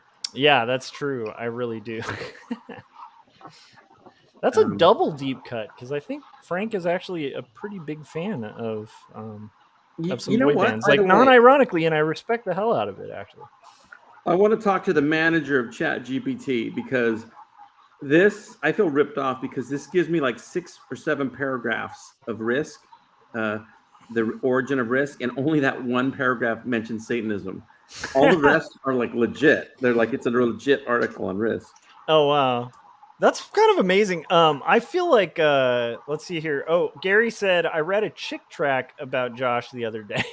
Nice. I still want to make super fake chick tracks. I think that would be fun. I'm sure somebody's already done it. But it would be fun to just invent something. Like, do one on Risk. That would be hilarious. By the way, and this goes back about 2 years. We have a spot reserved on Artcasters in the far future for a chick track episode, and we have to have Jason Alexander from the Comics de la Muerta on. Oh, that would be perfect. Yeah. And yours truly. I got to be on it too. So I don't know who else you want to have on the show, but maybe perhaps Brandy Carlisle could be on it with us. Oh yeah. But we have to do that, because I love Jack Chick's artwork, and I mean I don't know. He didn't draw them all, did he? I think he drew a lot of the early ones, and then from what Frank was saying later on was that, like, I guess he had, as he expanded the business and stuff, he had hired other cartoonists. But I think he drew the early one. There is like a unique style to them, like non-ironically, that I like. I think it would be really fun to do some chick tracks. I feel like that is a horror comic. Like, in a weird way, they are horror comics. My favorite thing about the chick tracks is that the Mormon missionaries are the most jacked, like superhero proportioned characters I've seen in comics. Oh, do they have Mormon missionaries in the chick tracks? Oh yeah, I used to collect them when I was on my mission, because they have ones that address Mormonism? Oh yeah. I need to see these. Oh, it's phenomenal.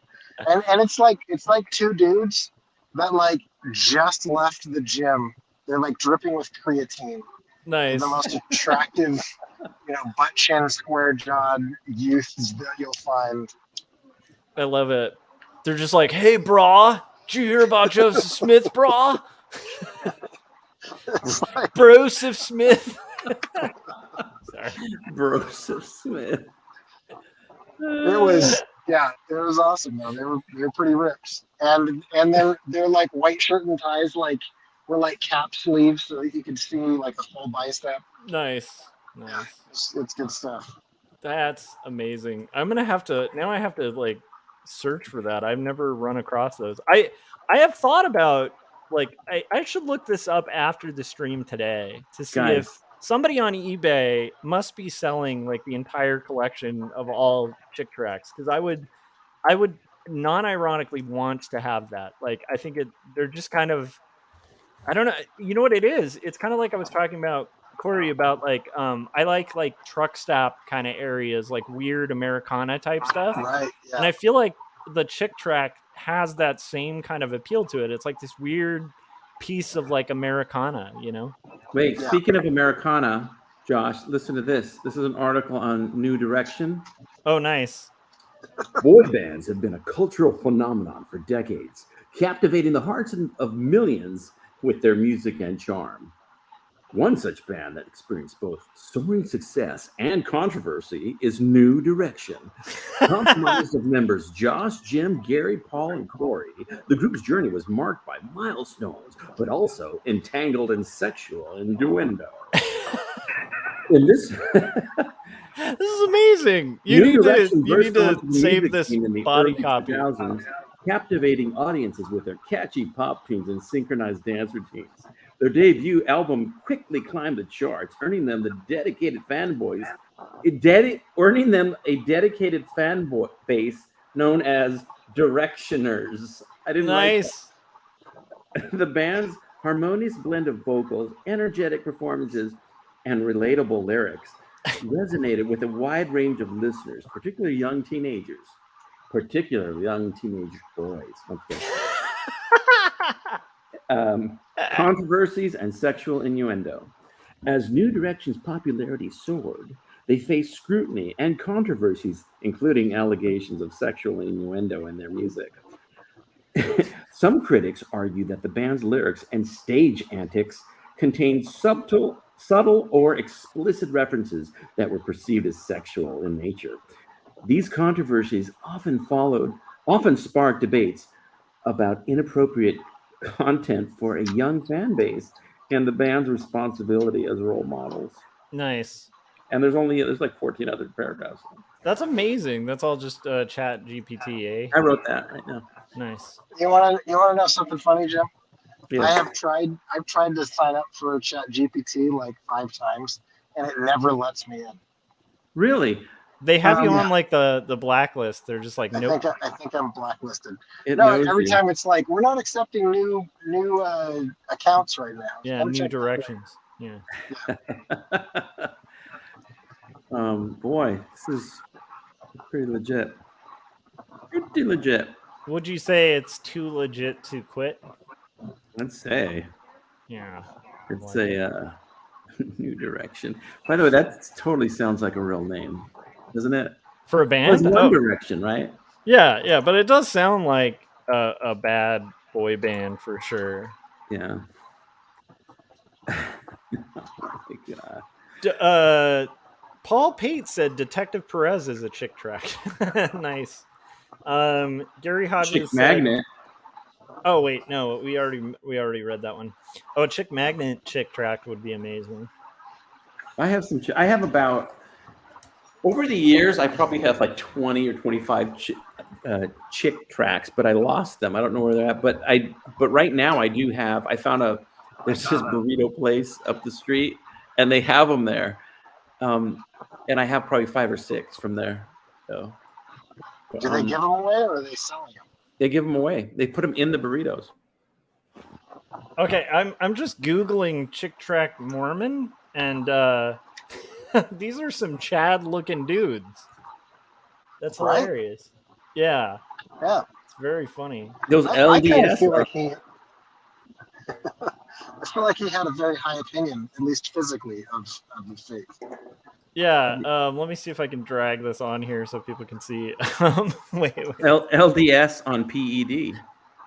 This is just me dragging it into Photoshop. I've talked to Mormons before. So while you're here, may I ask you gentlemen a few questions? We'd be happy to answer your questions. Anyhow. Yeah, that's good stuff. That's amazing. I'm gonna have to dive into that a little deeper next time. Corey, have you ever done the fake ninja wormhole on YouTube? I haven't, but I saw the Steven Seagal clip that Jim was referencing. That might be the best thing on the internet. Like Steven Seagal is old enough that he can't move, and people are literally like running at him, and then he just barely moves, and they just like do like a quadruple flip out of the way, as if he just hit them, with like a Super Saiyan punch or something. It's great. So I saw. I haven't dove down the fake ninja rabbit hole. Okay, so let me see if I can pull up one of these just so we can watch it. It's a guy named Ashita Kim, and you need to be introduced to this. Is that a white dude named Ashita Kim? Yes, and he looks thinner than I am. Let's see here. Okay, we'll just watch like a tiny second. Ashita Kim is best. Okay, let me pull this up just so you guys can see it. It's kind of amazing. As long as everybody's down for it. As long as you guys are down. Okay, let's see. Wait. I will give my opinion on the audio since I can't watch. Sorry, I think I just played to keep it close to that. Okay, let's see here. Share screen. Share. Okay. Can you guys see this? Yeah. Okay. Let's make it a little smaller. Focus on the thing. Sorry, Corey, you're covered by your favorite logo by me. That's all right. Okay, so here we go. We've got. Let me take that off just so that we can at least. I want to see your reaction to this, Corey. Your logo is rude. The grown man who thinks he's a ninja. 3 layers of plush comfort. Skip this. Dance. Kim is. I've already watched this. You're not here. Oh, come on. Where are you? Asteroid City. What do those pulses indicate? The beeps and Asteroid blips, we City, don't you know. guys. Okay, there we go. Black Dragon Fighting Society, and could very well be the last true ninja. He claims to have many supernatural powers, and the story of where he learnt these skills will take us to meet Count Dante, look at the Dojo Wars, and the murder of Dante's friend. This is the Ashita Kim story. Isn't this guy amazing? Anyhow, so there's a whole bunch of clips of him. You're going to have all the trick-or-treats you want. Somebody attacks you. You stick your finger in their eyes, and you shake their head back and forth, and you rattle their brain. You throw them on the ground, and you stomp on their throat until they quit wiggling. He is a master of invisibility. Inpo, the art of This is hiding, the best. Check is this an out. integral part of the ninja skills. The ninja skills. Take advantage of every possible object. Jim, I feel like you natural need a and fake man-made, ninja in to one of conceal your future yourself from cartoons. the enemy. Where did he go? It is this ability to hide oneself He disappeared. completely. It gives rise to the legend that ninja can become invisible at will. Pretty sure I can still see him. He can also levitate. Oh, this is his levitation. This is amazing. Check this out. Okay. Just ladies and gentlemen, we're watching Ashita Kim. If you're tuning in. Levitating like a true ninja.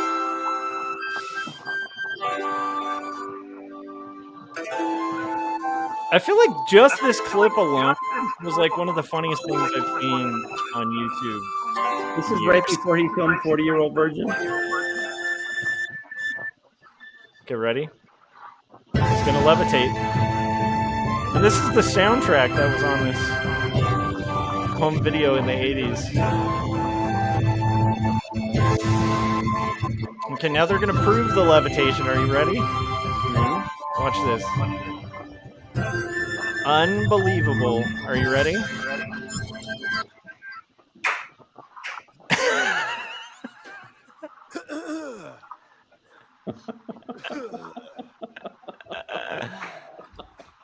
So anyhow, if you're ever bored, you guys check out Ashita Kim. I wish I could find the one where he does an attack. It's kind of amazing. Oh, here it is. Okay, wait. Let's find the attack. There's a great like attack he does. He wrote like naughty stories. Oh, here's him dodging bullets. Okay, this is amazing. He can dodge bullets. Are you guys ready?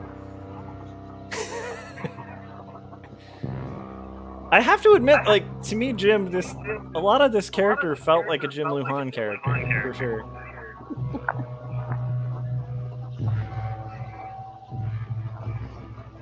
But I feel like if this were a Jim Luhan cartoon, he'd actually get shot at this point. Where's like, okay, ready, guys? Here it is. Here it comes. So fast. So anyhow, I guess this guy used to advertise in like comic books.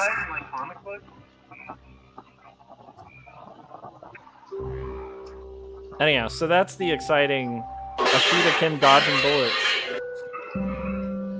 Okay, enough of that. So Ashita Kim, that I highly recommend if you guys. It's your mom's new boyfriend. I'd like you to meet him. Wouldn't that be hilarious?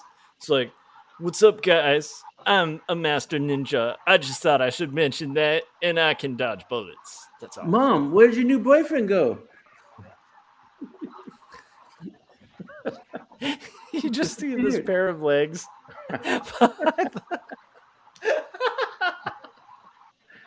Wow.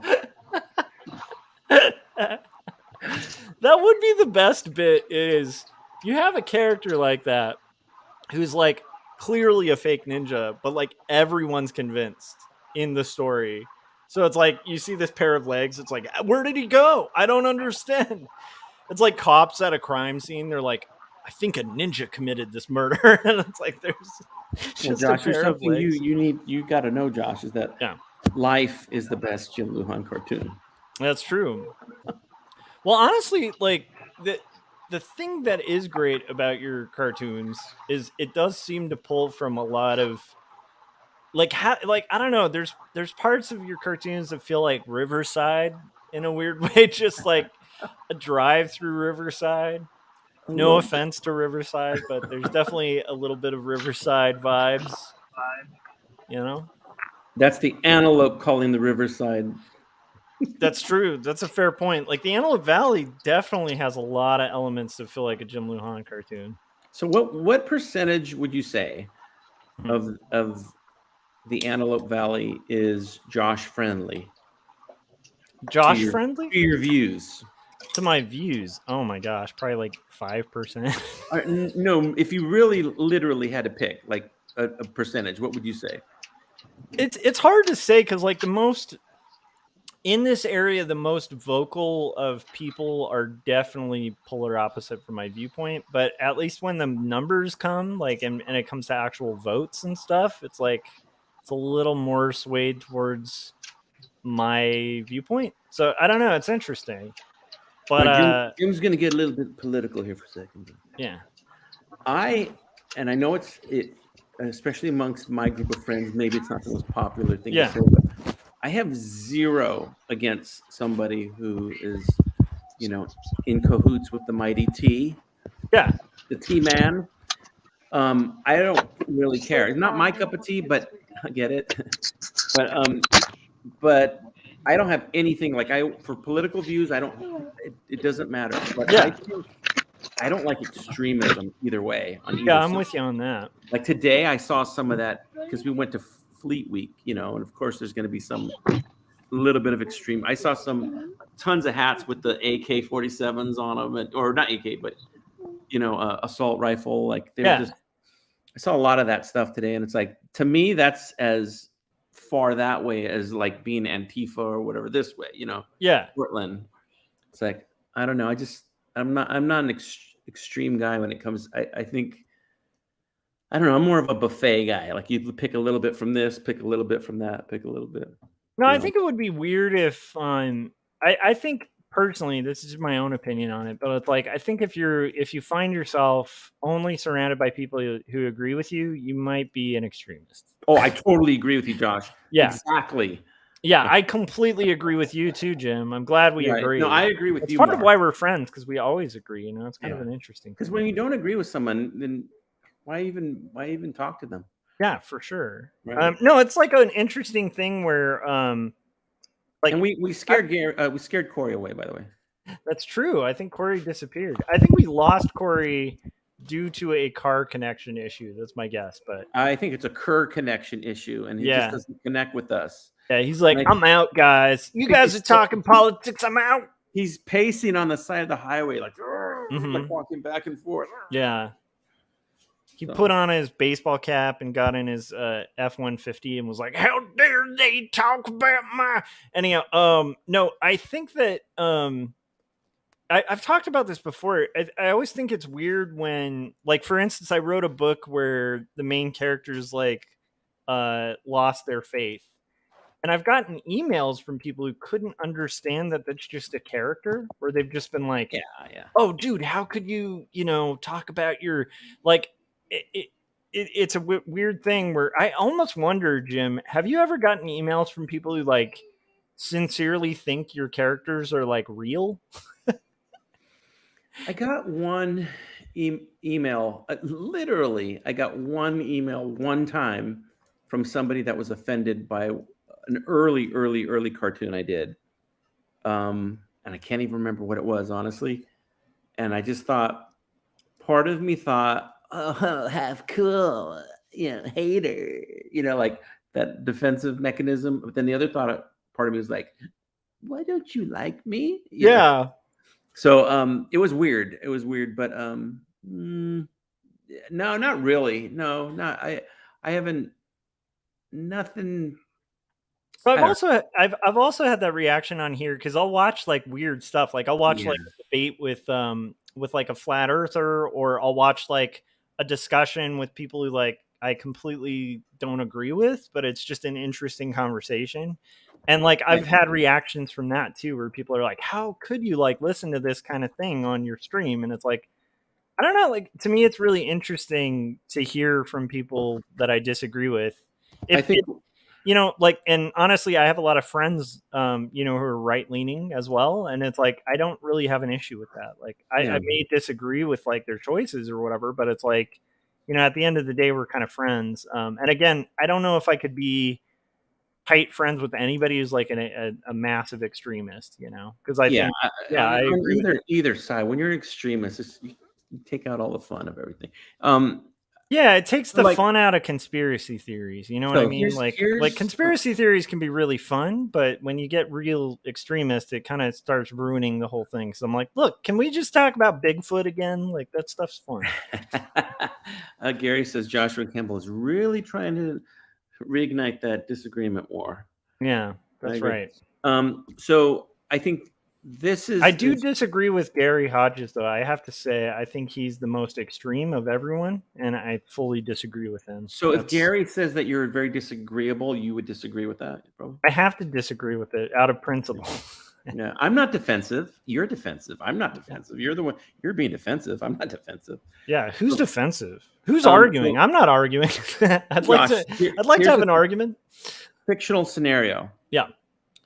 If you're, you're hanging out at Applebee's on a Friday night, like normal, you're hanging out, and you see a table of really nice looking people, like they look like genuinely nice people, and they're having a really good, considerate debate about politics and, some just different positions on politics and things like that. Something that kind of interests you, and they just seem like friendly people, both sides, and they're being very respectful. Would that trigger something inside of you? Like, oh, I kind of want to give my opinion there a little bit. I want to get involved in this really good spirited, friendly debate. It depends, because like nowadays I kind of am starting to like not like I like watching debates. I don't particularly think I'm big on having debates like anymore. But there was a part of you that did that, would like if it's a respectful and interesting debate. Oh, right? Yeah, I'd totally engage in that. In fact, like a really good friend of mine that I've known since like 7th grade, like we'll have pretty hardcore political conversations, but it's like it's fun to be able to have those, and like we're kind of safe to have those conversations with each other, which I think is really have that. My nice first instinct is to run outside, chain the door, and then throw a Molotov cocktail inside the Applebee's. Yeah, and burn it to the ground, because just to avoid the debate. Yeah, and no, I have no like instinct within me like, yeah, I want to get involved in this debate. I want to give my opinion on this. Do you have like interest in watching debates at all? Like, out of curiosity, is that interesting to you at all? Because like my wife is very similar to what you're talking about, where she just has no interest in like watching people debate. It makes her uncomfortable. Hashtag I'm with my. Yeah, and I totally get that. I totally get that. Like, I think it's just like I don't know. It's a weird thing, but for me, it's like watching a like I don't like watching UFC fights, right? I just, it's not that interesting to me. I'd much rather watch that than a debate. But what I would say is it's kind of the equivalent of that. It's like watching an intellectual fight. And to me, that can be really interesting. Just to like admire technique. The only difference is in UFC, they can choke people out. You can't choke a person out in debate. Well, you can in a debate, like pretty much intellectually destroy somebody, though. Yeah, but how often do the people admit it? They're like, "Well, your mom sucks." It does sometimes resort to your mom jokes, though. That's good. Yeah. No, you know what, Josh? I think a lot of this has to do. You're not. You're not. Are you? You're not the youngest, right? I am actually. Yeah. You're the youngest of how many? 5. Me too. Oh, that's right. We just talked about this the other day. Yeah. Well, I'll debate you on that. You're not the youngest.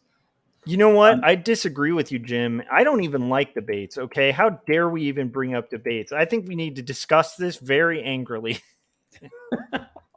Well, my position on debates is I don't like to debate, and if you'd like to counter that, you're welcome to.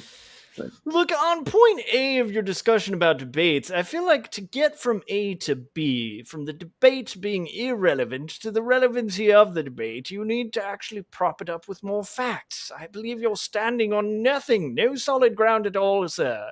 Please pass the heroin. My personal That's the opinion, British heroin addict trying to do a callback on that. My personal opinion is that I'm okay with explaining how I feel or why I think something's but not interested in a debate as in trying to sway someone or demonstrate one thought or feeling is better than another. Yes, that's my personal feelings. That's what I believe. Yeah. Let's see what some of the people in the chat believe. What is Gary saying here? I mean, personally, I think everyone's wrong and I'm correct. I think that's actually what I really believe deep down. And I want to knock down, drag out fight about it. Yes. But yeah, I don't know. I do think it's like a different thing where, like when I was younger, I was in like mock trial and debate as well. So like, I think I kind of admire the form of it.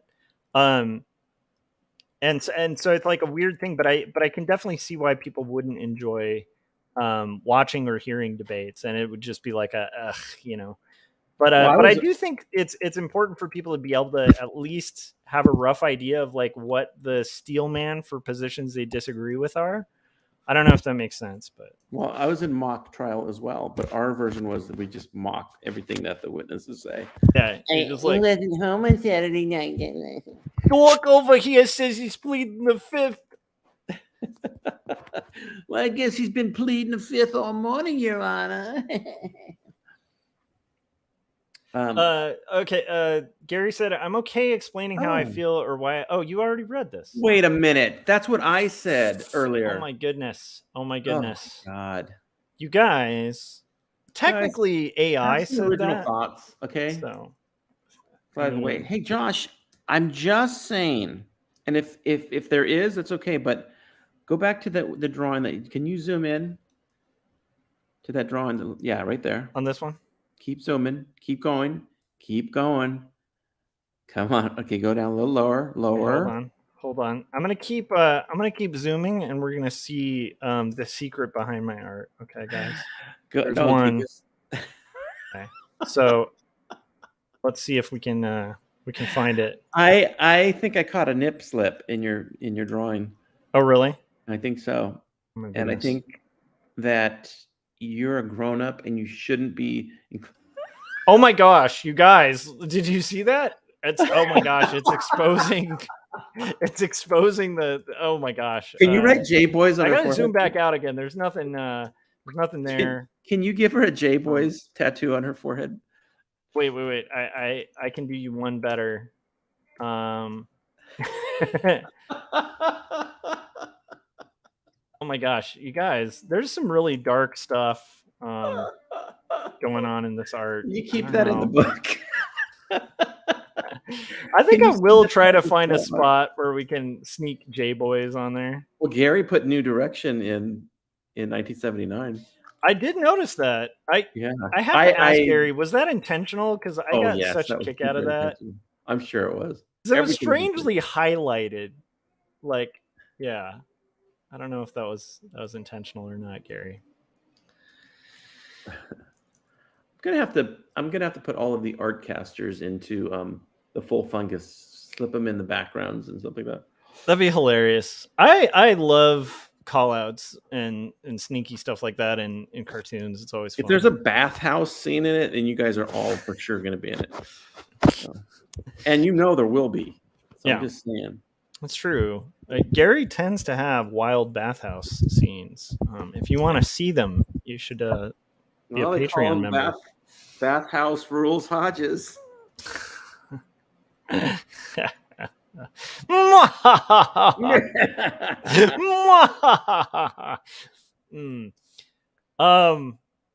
I don't know. It's an interesting thing though. Like the debate thing is fascinating to me. The fact that it's kind of like humor too. Like my wife has different taste in humor than I do. Like if I watch like somebody roasting someone, it can be really funny. Whereas I know some people who just cannot tolerate that, like in humor at all. And so it's like a weird thing where I don't know. I think it's like a taste thing. Are you talking about like Joan of Arc roasting, or? Yeah, exactly. Like when you're watching somebody be roasted alive, like literally. Some people find that really funny. Oh, by the way, your YouTube search history is really effed up. So I'm just saying, that's pretty dark. Yeah, it's like all. It's going from like the YouTube search where it's like fake ninjas, people roasted alive. So this is like your artwork right now is like a mood meter. Like the darkness is just taking over. Yeah, that's true. Well, you can't zoom in too much because you start seeing things like J Boys, like Satan. It's just J Boys Thetans. Did you guys know that if you play Jim Lujan's cartoons backwards, they all talk about the devil? No, that's the opposite. You play them backwards, they're all like very righteous and it's all like yeah, exactly. It's all chick tracked content for real. So that I was telling Gary the other day, that really shows you what people think about you. Like if you want to know if you're fat or ugly, ask a kid.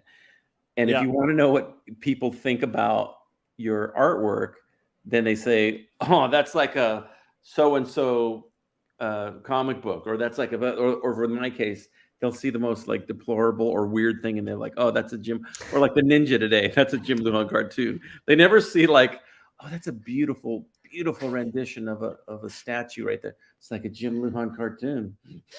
I just feel like that kind of character would totally be fodder for your. You're actually accurate. You're very accurate. I agree. I have no.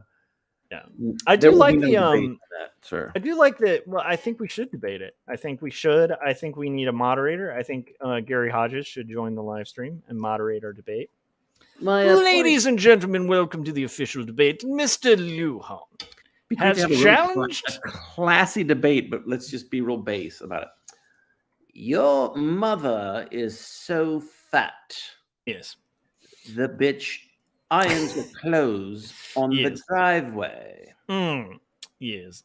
Your mother is so fat that she challenges the orbital rotation of the universe. You see, yes.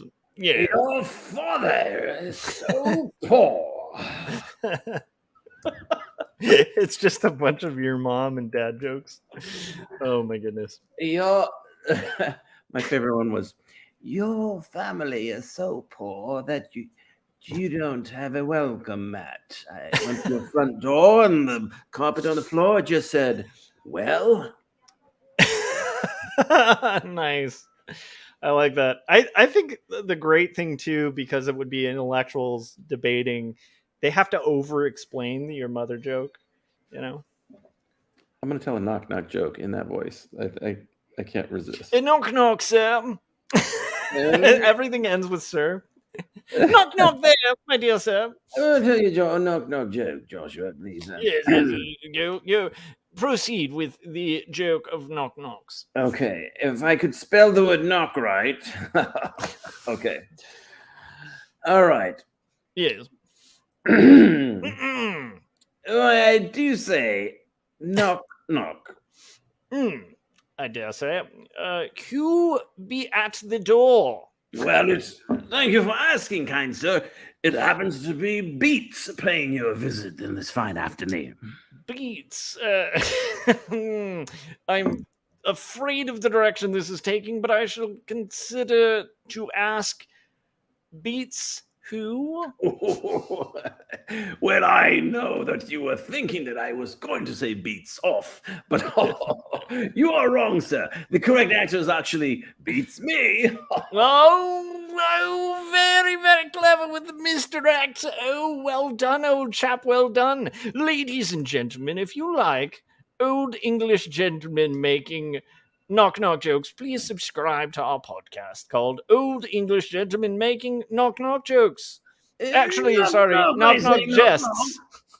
You find that knock-knock, if you will. I love the idea of it. You know what? That would have to be a podcast called like The Jesters. And it's like, you see, we call ourselves the Jesters because we jest. We're in jest all the time. We're very silly chaps. Watch as Malachi goes and pranks this gentleman over here. Excuse me, sir. I like that. Jim, the acting is so great too, because you're doing like the gentleman doing it's the move. Well, it's sir. Perhaps you could tell me where the nearest fountain is, sir. Jim, if I didn't fear for my life because I can't defend myself in the slightest because I'm a scrawny little toothpick, I think it would be hilarious if we did a YouTube channel where we went to bars just roasting people like that, where it's like, oh, I dare say there, oh, gentlemen, my friend here shall teach you a bit about humor. One time at a wedding, my cousin, he married an English lady, and everyone was drunk at the wedding. And by the time it came time for me to give a speech, ding, ding, ding, I gave up, and nobody was really listening. So I was on the microphone. I was going,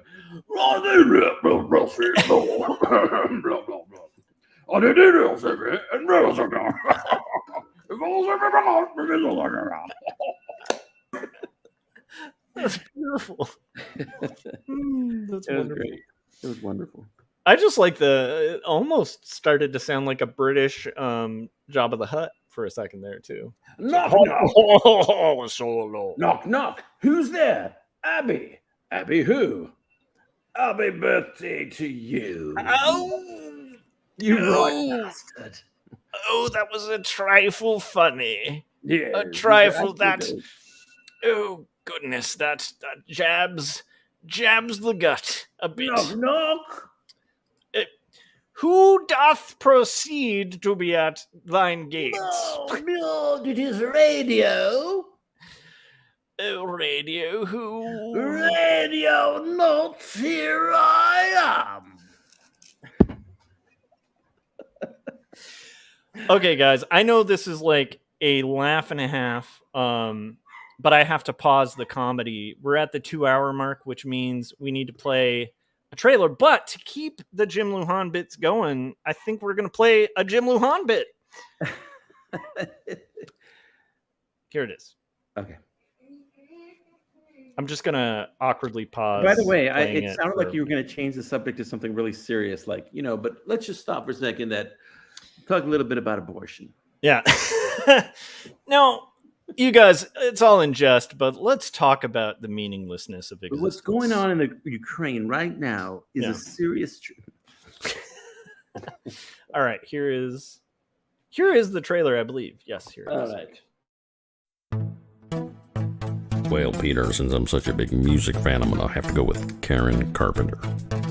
Oh, Stu, I'm sorry. That's the incorrect answer. Trish, what you got for us? I'm going to go with Kim Gordon.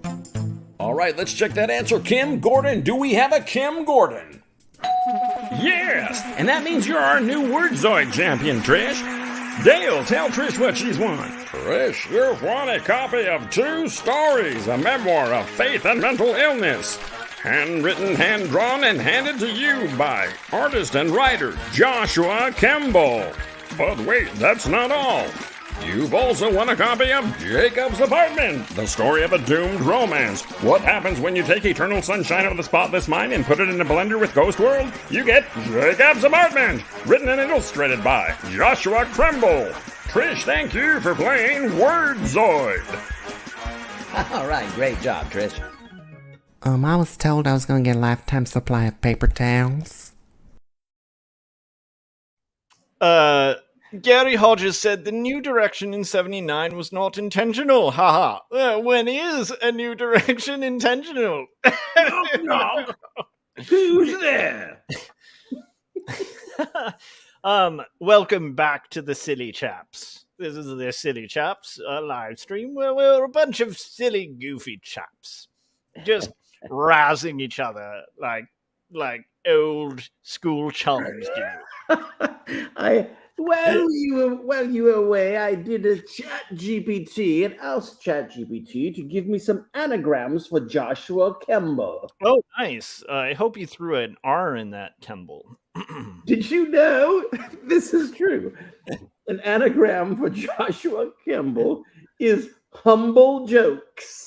Humble jokes. Oh, ladies and gentlemen, welcome to Humble Jokes. Humble jokes. The anagram of my And name. also another anagram for Joshua Kemble is jokeable mush. Jokeable mush? Jokeable mush. I don't... Wait, there is an M there. Oh my goodness. Jokeable mush. Jokeable mush and humble jokes. Humble jokes and jokeable mush. These need to be segments on the show. I'll tell you what, Jim, anytime you're on the show and we're doing old English gentleman jokes, we'll call it, my memory is so bad. The Gents. The what? Boys.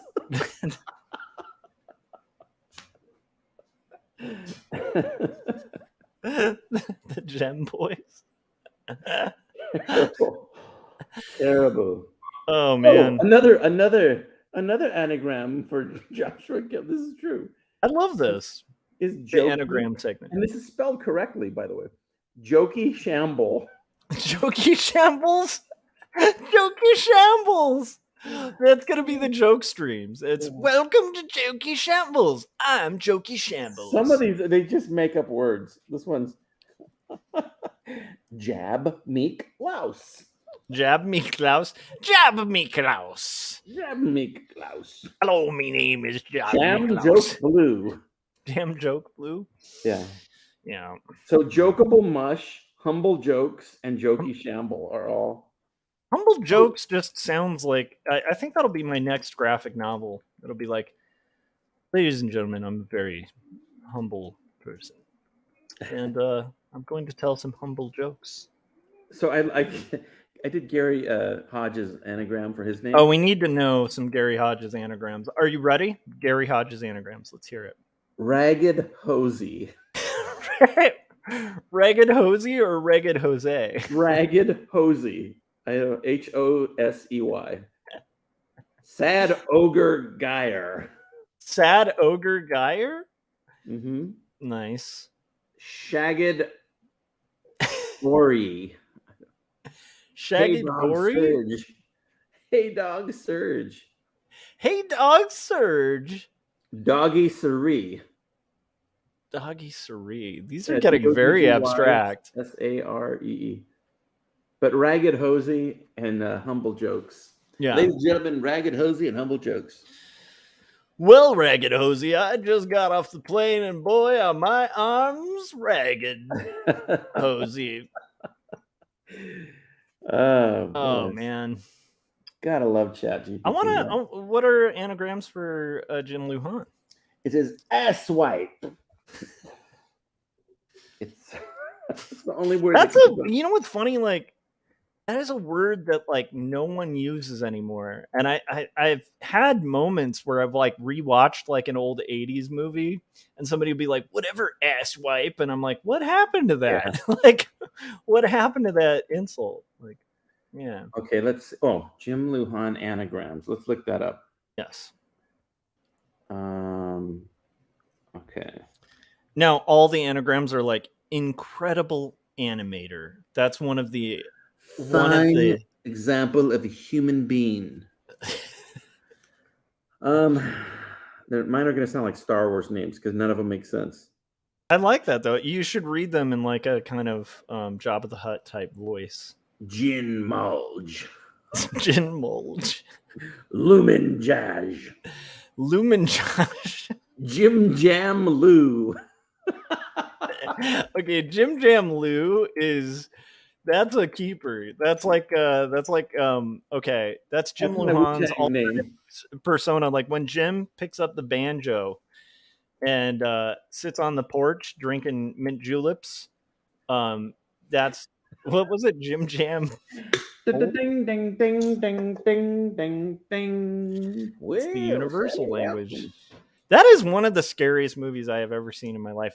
When I went on Comics de la Muerte and we were talking about like favorite horror movies, and I forgot to mention Deliverance. That is probably the most horrific movie you'll ever watch. All right, let's try Corey Kerr.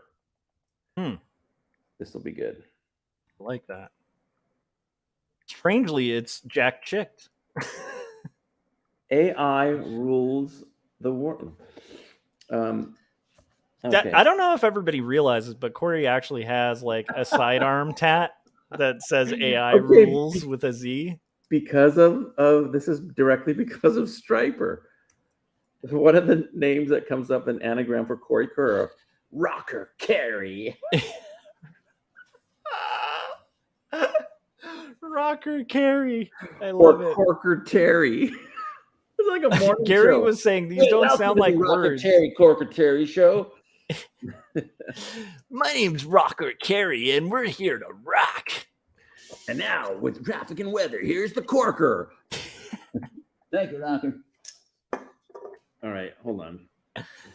Let's see. Who else? What other names can we put in here? You know, I will say, like, a lot of people get hung up sometimes with art where they're like, oh, I don't know what to draw or what to write. And it's like, I think this is a good example of stuff that could lead it. Like you could literally just type in anagrams for something and start getting ideas for bits or for stories, you know? Oh, for sure. I mean, I don't know if it's a way to train your mind or if it's just that we have mentally, you know, different minds or whatever, but a word can spark so many things, like just can get you in a whole train of thought. Yeah. Oh my God. Okay. Scott Circlin, anagrams for his name. Okay.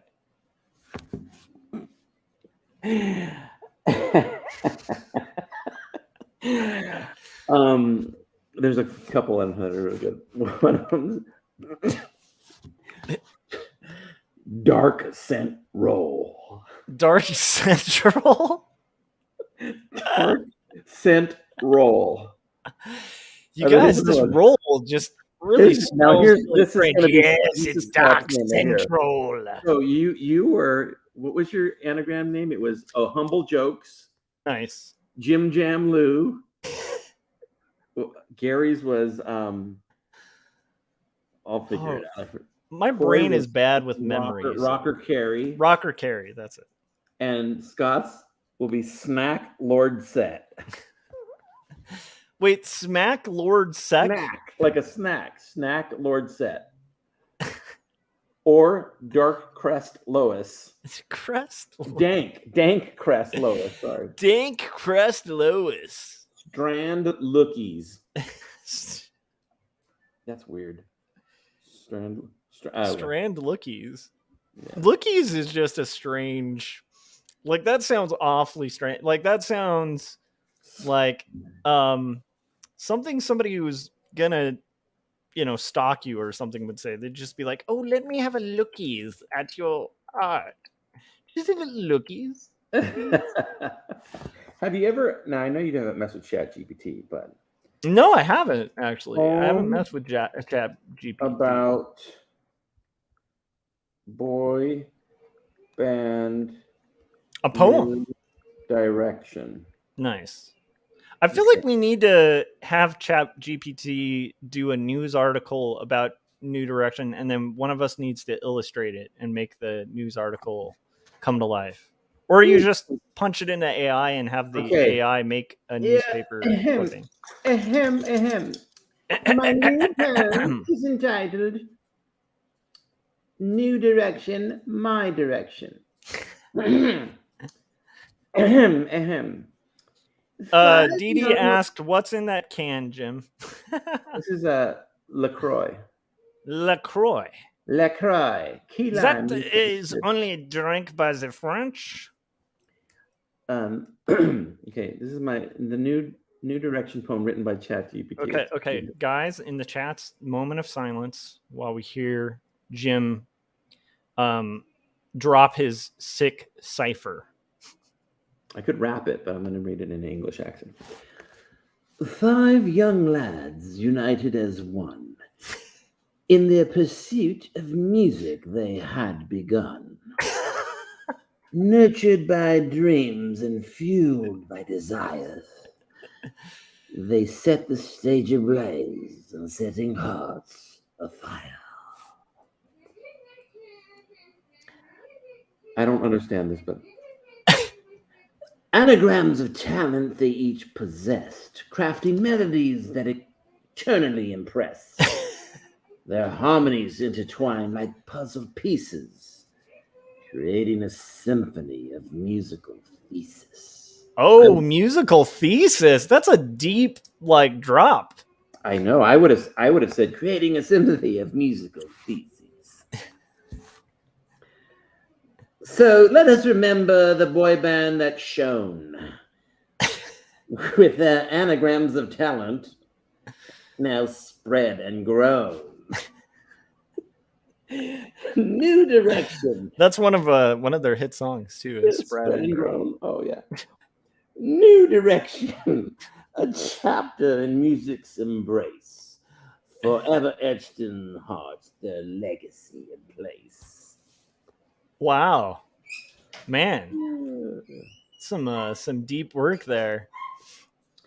Jim, Gary, Scott, Joshua, and Corey, each bringing in unique flavor that made the girls feel horny. I made that. I feel like you added that one. Yeah. That was Chat Jim BT. Yeah. But the rest Chat Jim BT is actually Jim's hip hop name. Here's the sad. It gets sad. But time moves swiftly as seasons do change, and life's path often leads to a rearrange. New Direction embarked on their own separate trails, yet the bond remains as their music prevails. You're right, Jim. We got to get the band back together. That got me. We got to do it. The greatest adventure is what lies ahead. I covered that on a Livestream once. Know. The newest direction. The greatest direction. So that singer, the folk singer who did that song, did he just have just that, did his voice just sound like this? Because you've done inspired work from him too. I've heard you do folk songs that were vocally definitely influenced by that. With the boys. John Henry Unicorn. I still need to cover that. Yes, you do. Yeah. I owe you a cover of I'll John look at my Henry guitar Newman. right now, and you can sing it. I Oh, don't know if I could. with a click of a button, I can brand new. Okay. Uh-huh. You can just click a button. And you have a brand new poem for New Direction. Can I read another one? Yeah, I think so. I think you guys, ladies and gentlemen, we are having a poetry reading by Jim Lujan and Chat GPT. I really do wish I could do Christopher Walken's voice, because we need. I know Chris. we need Christopher Runciman on here to like do it. He also does a killer Werner Herzog. Like, I don't know if people realize how good he is at doing Herzog too. Hold on, I could play my. You won't get demonetized if I play my own jazz. No. All right, I'll play it and I'll read it in a bebop type of voice. All right, guys, you ready? This is going to be some. That was my playing drums. Yeah, she's. New Direction, a boy band so bright. They shine like diamonds in the darkest night. 5 young lads with dreams in their eyes. Their harmony soaring, reaching the skies.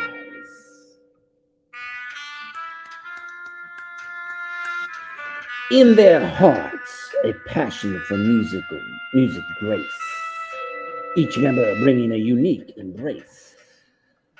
Nurturing the talents, they own their skills, captivate hearts, and cure all ills.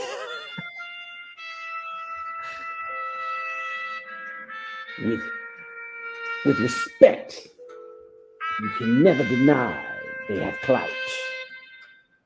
They're into their music, like Gary Hodges is into Boy Scout. Nice. Each one talented with its own unique style. Oh, music ended. I really dug the Gary Hodges Boy Scouts line, since notoriously I don't know anything to do with that. Yeah, notoriously, just so everyone knows, Gary Hodges just hates. Okay, this is the last I'm going to read of this. Oh, continue. Through ups and downs, they stood as one, supporting each other until the day is done. New Direction, a brotherhood so strong. A brotherhood so strong. That's a good one too. Enduring eternally long. Eternally long. Which is one of their songs.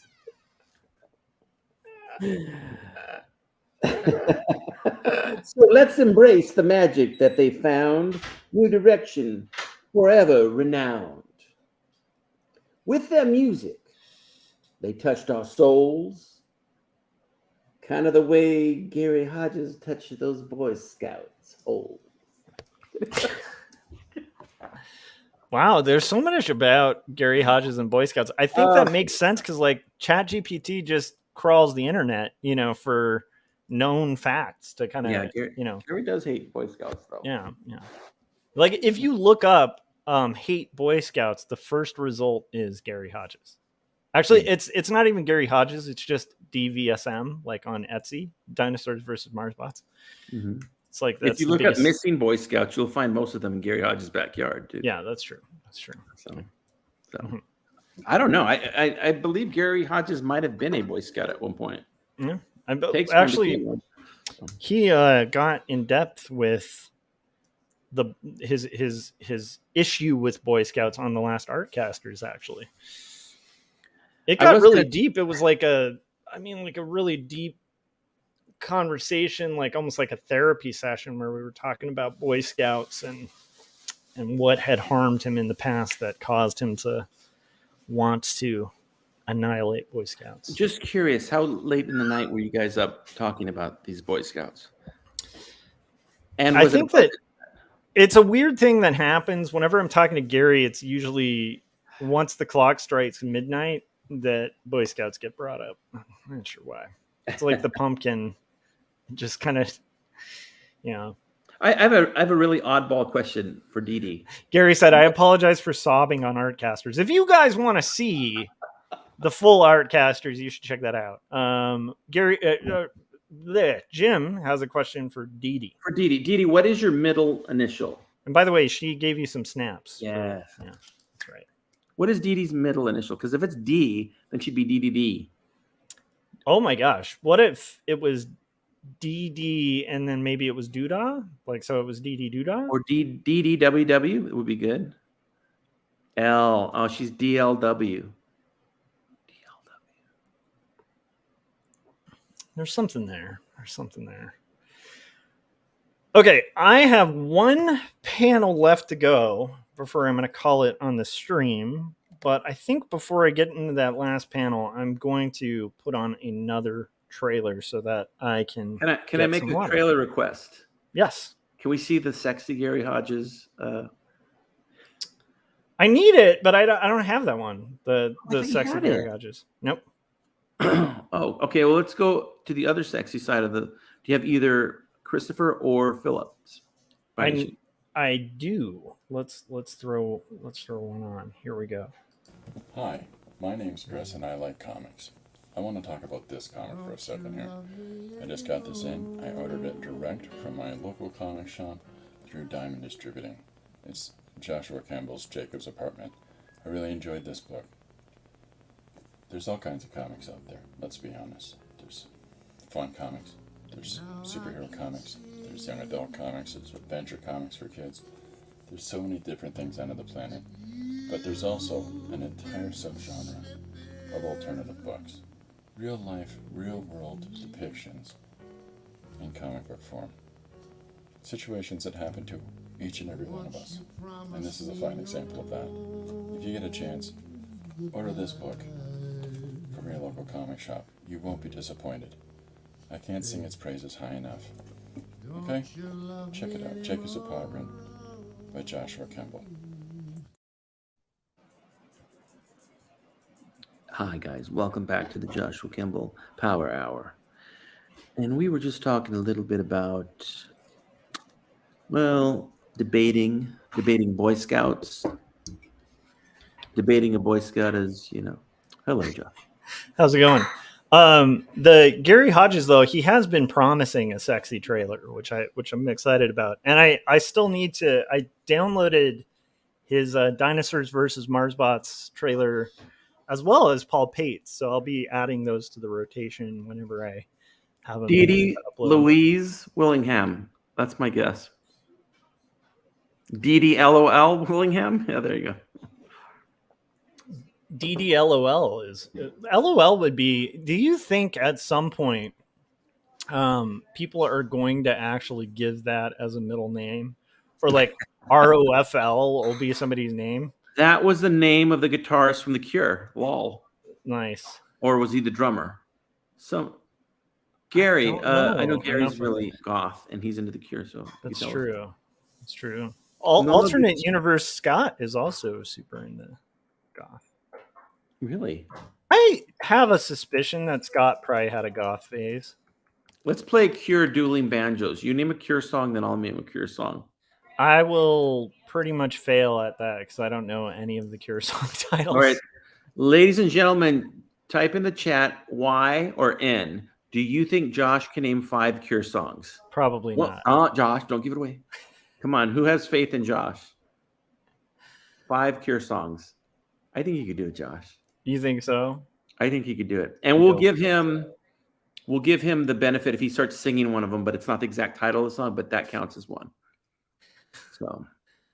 All right. Okay, let's start with something off Disintegration, right? Well, you just named one. Disintegration is one. Is that a song? I think that's one of their, I don't know. Is that one of the songs too? Or is that just the album? I think, anyhow, I don't know. Pictures of You. Pictures of You is my favorite Cure song. Okay, there's one. There's let's see. You get bonus points if you name my favorite Cure song. Love Song. I'm That's just 2. hitting a bunch of stuff off Disintegration. That's the one I'm most familiar with. Fascination Street. That's 3. Fascination Street. By the way, Josh, you really have 4 because Disintegration is a Cure song. Oh, it is? Okay. I didn't know that. You're nailing this. Oh, well, there's Friday I'm in Love. That's 5 right there. But Yeah. you didn't name my favorite Cure song. Okay. What's your favorite Cure song? Jim, you got to name 5. Okay. I'll start with my favorite Cure song. A Forest. A Forest? A Forest. Nice. That's one of my favorite songs, period, in the world. Close to You. Close to Me. to You's good, yeah. Just like me, they want to be. That one. I'll say Love Cats. Love Cats is a great song. The Walk. Nice. Is that The Walk? I think you're at 5, but you can keep going. Is it called The Walk? Is that the one like a Japanese baby? That one. I think it's The Walk. Okay, that's 4. 5th one. The Final Countdown. It's the final countdown. Yeah, that's my favorite. That's easily got to be my favorite Cure song. Is the Final Countdown for sure. My other the real number 5. I like that Cure song, the one that is like jump. Come on in, jump. You know, I think that's like the best Cure song. That's I like the Cure song that goes, "Whoa, Jamie's crying." Yeah, that's a good one too. Yeah, for sure. What about that one that's like 8, 6, 7, 5, 3, 9? You know, yeah. My last Cure song I will say will be I'm gonna pick a good one. A really good one. The Blood. There's a song called The Blood that's really good. Hey, this is a fair point. What's that rule about singing in Josh's channel if we super chat? That is true. I tend to be more motivated to sing something if somebody sings. Super chatted you. Yeah, that's right. She chatted all over you. Thank you for chatting all over me. You better perform. What am I performing? You got to sing something.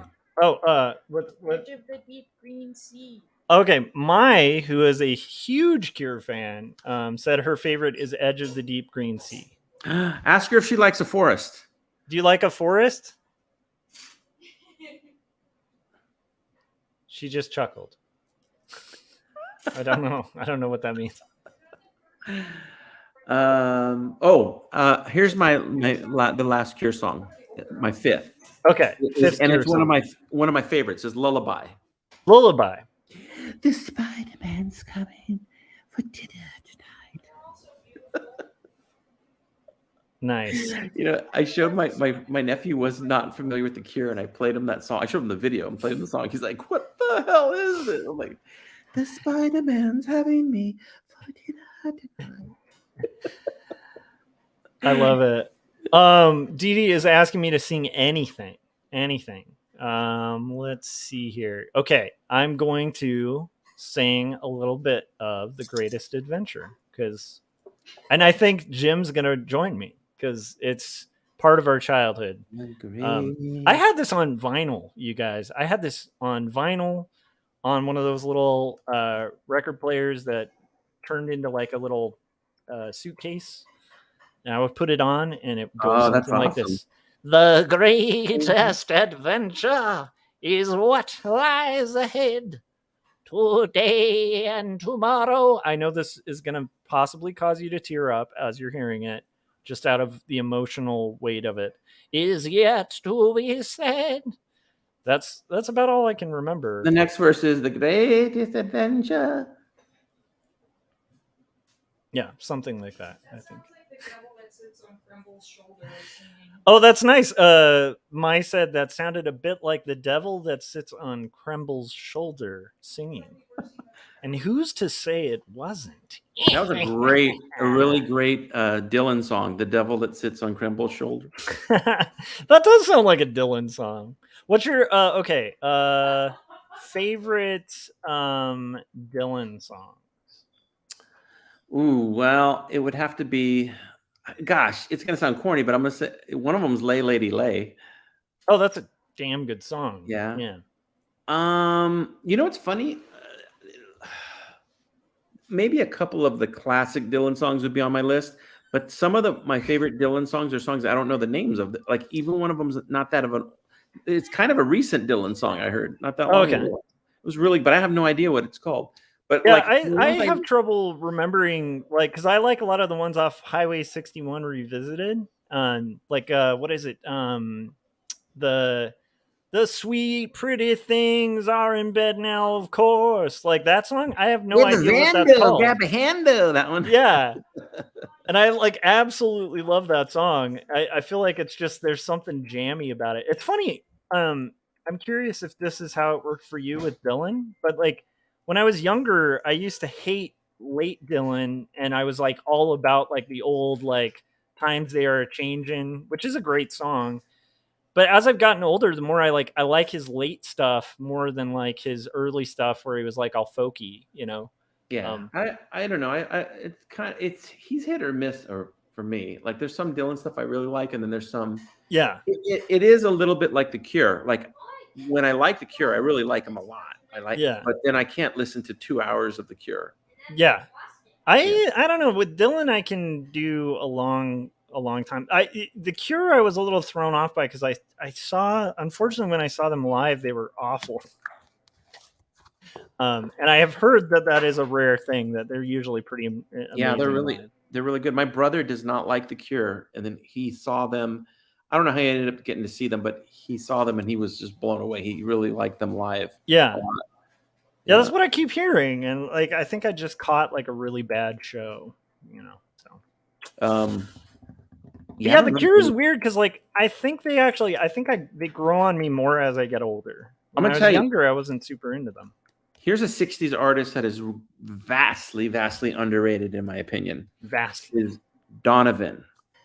Oh, Donovan. Okay, so this is a cool thing. If you're into Donovan, Don't Look Back, the documentary, which if you guys have D.W. Pennebaker or whatever. Yeah. If you guys have not seen that, you need to, because there's a scene that's kind of like a folk off with. It's literally Donovan in a room with Dylan, and they're like both playing different songs back and forth. It's kind of amazing. Oh, really? Donovan was amazing, really great, really, really great. Yeah, I'm a big fan of Donovan. I think he should be mentioned along with like the greats, you know? Yeah. What are your thoughts on? Now I'm blanking out on his name. Let me see. Nick Drake. Yes, Nick Drake. How did you know? Because I have the mental capacity to read your thoughts, Joshua. No, that's crazy, because I was just thinking like Pink Moon, and I was trying to remember the name of Nick Drake. Yeah. Do you like Nick Drake? Drake is absolutely fantastic, and such a sad voice, sad story, sad everything. Yeah. But so melancholy, but so good. I think he's great. And it's weird, like it's like he's hard to cover. Like it would be hard to play a cover song of Nick Drake's because he has such a there's something about his tone that's just so, it's almost like effortless, but it's hard to pinpoint that sound other than it's just like his sound, I guess. It's good to see though they relaunched his career as just Drake now, because you know, it simplifies it. Yeah, I like that he drops sweet jams now. You know, yeah.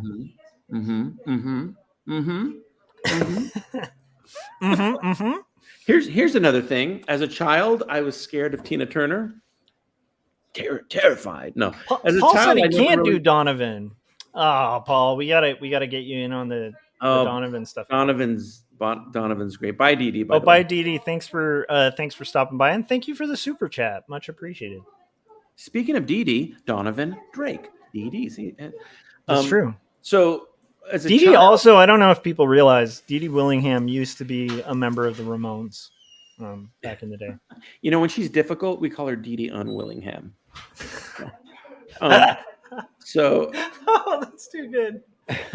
So as a child, I was really like, I don't know. I wasn't into Tina Turner as a little kid. Yeah. I just didn't understand it. And as an adult, I look back at her now and I'm like, oh, because you were asexual as a child.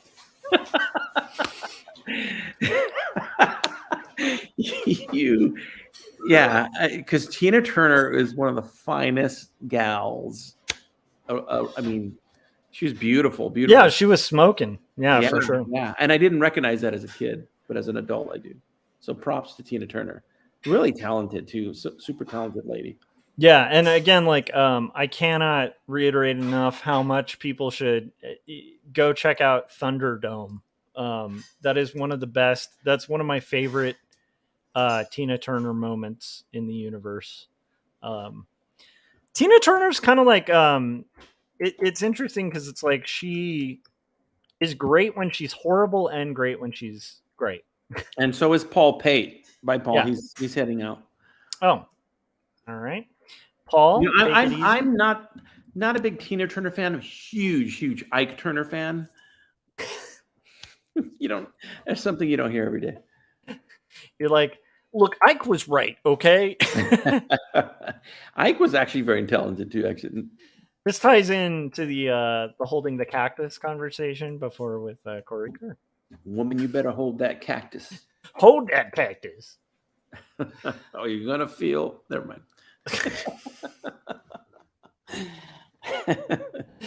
But really, it's all really about Brandi Carlile. I think we could all agree. So, are you like seriously reading Brandi Carlile's? Like, does she have a book? Like a bought this for Leanne, but I love Brandi Carlile, but I haven't read this book. Interesting. Because I can't read, Josh. You know this. I told you not to bring this up publicly. Sorry, Jim. But it's okay. It has pictures too.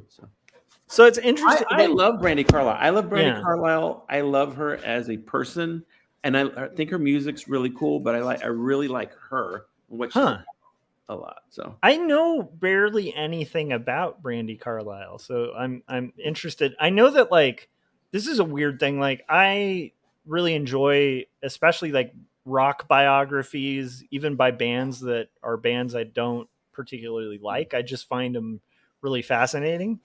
And I was talking about that on stream, and then Dee Dee Willingham recommended checking out Elvira's autobiography. Cassandra Peterson. And I did, and it's like incredible. Like I thought it was like she was kind of joking, like, oh, check out Elvira's thing, and I did, and it's amazing. It's like stunning. Yeah, she's really interesting too. I think she's great. Cassandra Peterson, she was local. Remember, she was local in our area before she broke nationwide. Yeah, I just think that's incredible. But it's a really interesting kind of juicy documentary, but like or not documentary, but autobiography, but really interesting. And there's stories with Tom Jones in there. Yeah, I know. I heard that. It's pretty brutal. So let me tell you this, and Gary's saying Jim is literally the only other person I've ever known to mention Brandi Carlile. So I'll tell you this: you semi-trust my judgment, right? Sometimes. Okay. Well, trust me on this. There's two things I said about two different people today. One is, I was shocked too, Josh, is Sammy Hagar, the likability of Sammy Hagar. I was blown away. I was completely coming from the same mindset that you probably were at one point. Like, well, he's funny, Sammy, woo, Yeah. I mean, when you hear him talk, he's just a really good, very, very charitable dude. Like, to the core. Like, I'm blown away. I'm really blown away. I think he seems like a really genuinely nice person. And then Brandi Carlile, same way. She's just a really good spirit, super good spirit. Like that's awesome. A good person. So, and then the other ones are Kelly, super salt of the earth guy. Yeah, just misunderstood. Definitely. I mean, he's been trapped in a closet and he got out. And, he's nothing wrong with a little bump and grind. So. Now I have to say, I actually do love those videos, the trapped in a closet videos. There was something. There's something to be said for because here's the thing about them that I like, and it's something that's kind of hard to fake. It's like a B movie that it's hard to watch like a movie like Sharknado and really feel the full enjoyment of like a B film because it's like too intentional. like they're trying to be bad. Yeah. This is one of the reasons I like, and you share this with me, our like of Benjamin Mara, his art. And somehow, I don't know how he does it, but somehow he does like stuff that is intentionally bad, but it doesn't feel intentional. It feels like really authentic. It's hard to explain like how he hits that point because you can't do that very easily. And to me, the Trapped in a Closet videos have that weird authentic, like I think he sincerely thought he was making like this opera when he made these things, and I don't think he was aware of the humor of it. That's the thing. I don't know. I think Benjamin Mara approaches his comics the same way I approach music most of the time. It's like when I do music, it's ridiculous, but it's done really well. It's not like parody. It's done really well, but it's ridiculous. Yeah. And I think he does this. He does the same thing. He does it. It's not like, hey, look, guys, look at the joke. You know, it's more like this is so ridiculous, but I'm going to present it really well. Yeah. And it's by nature ridiculous. Well, and I think like part of it is it's kind of like another good example is like you know, like Cuphead. Like my son watches that like Cuphead cartoon on Netflix. And if you watch that, it's like weird because a lot of people will do like squash and stretch, like old homages to like cartoons. And again, they'll feel like just there's something that feels like they're like mimicking that vibe, but it's not like super authentic. Whereas if you watch like the Cuphead stuff, it like feels like you can kind of tell that the creator of it, who's involved in it, is like really sincerely in love with that era. See, that's awesome. I like that. That's really cool. Yeah. And so I think it's kind of like that with Ben Mara, where it's like he's not really making a lot of fun of it, because I think that like from hearing him interviewed and stuff, he like sincerely likes these like terribly done graphic novels from or comics from like the 80s that were self-published, and he's like spent a bunch of time trying to mimic like that look because he loves that look. And so the love kind of translates in his art 100%. In a way that people who were like trying to do that, but it's almost like a joke is a lot funnier when somebody comes from the culture they're making fun of and there's love in it. You know, I don't know if that makes sense, but totally.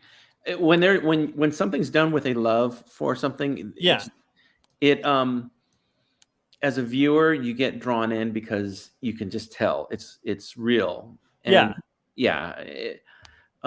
by the way, I can't help but thinking too. We're having a really good conversation. I think the back door is just going to open behind you, and it's going to be your publisher going, "Hey, Kemble," and then they close the door. That would be hilarious. Come on, Kemble. More drawing. More drawing. Work on that comic. What you doing here? We're in an industry. There's money to be made. And he goes like that on Ben's head when he's leaving. Yeah, a lot of people don't realize that like this isn't actually my house. This is just the basement of my publisher. They've just forced me. They're like, I thought it was a fake screen, like green screen behind you. Yeah, that's true. Yeah, like my doesn't really exist. Like, it's a green screen of that back view, but you're actually there as well. That would be amazing. I kind of want to do that. I've thought about getting a green screen and just putting like ridiculous backgrounds behind me as I do this, but it's too much effort. Yeah. I was Chris Runciman showed me how to use OBS. This could be some good tech support thing. So totally it was intuitive. I was able to use it on my computer. It worked. Yeah. The only thing we couldn't figure out is how to get OBS to import into StreamYard. Oh, that's easy as hell. It wouldn't find it in the selections. Do you have to pay for StreamYard to be able to do that? Not that I understand. It's just so on OBS there's a thing that says start virtual camera. Mm-hmm. And you need to hit that. And once you do it, like when you start StreamYard and you pick your video camera, you can just pick OBS. Oh, so you should have. Okay.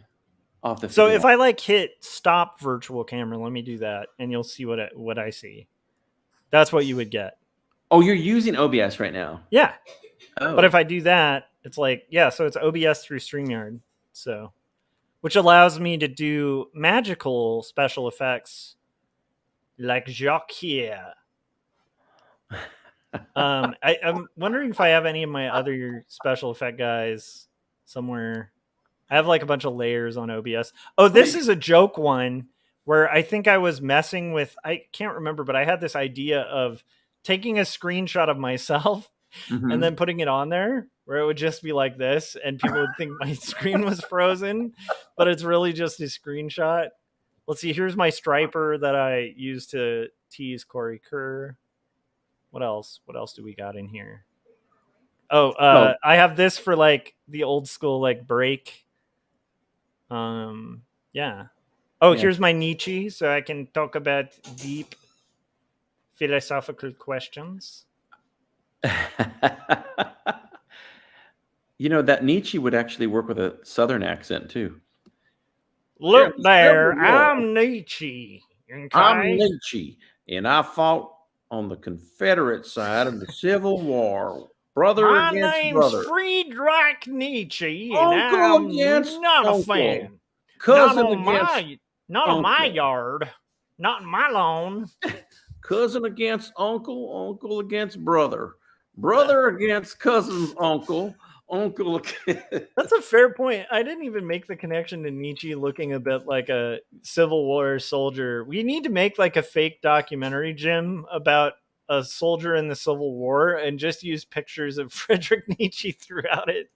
I fought as a soldier in the Civil War of America for the South. I defended our plantation in Alabama.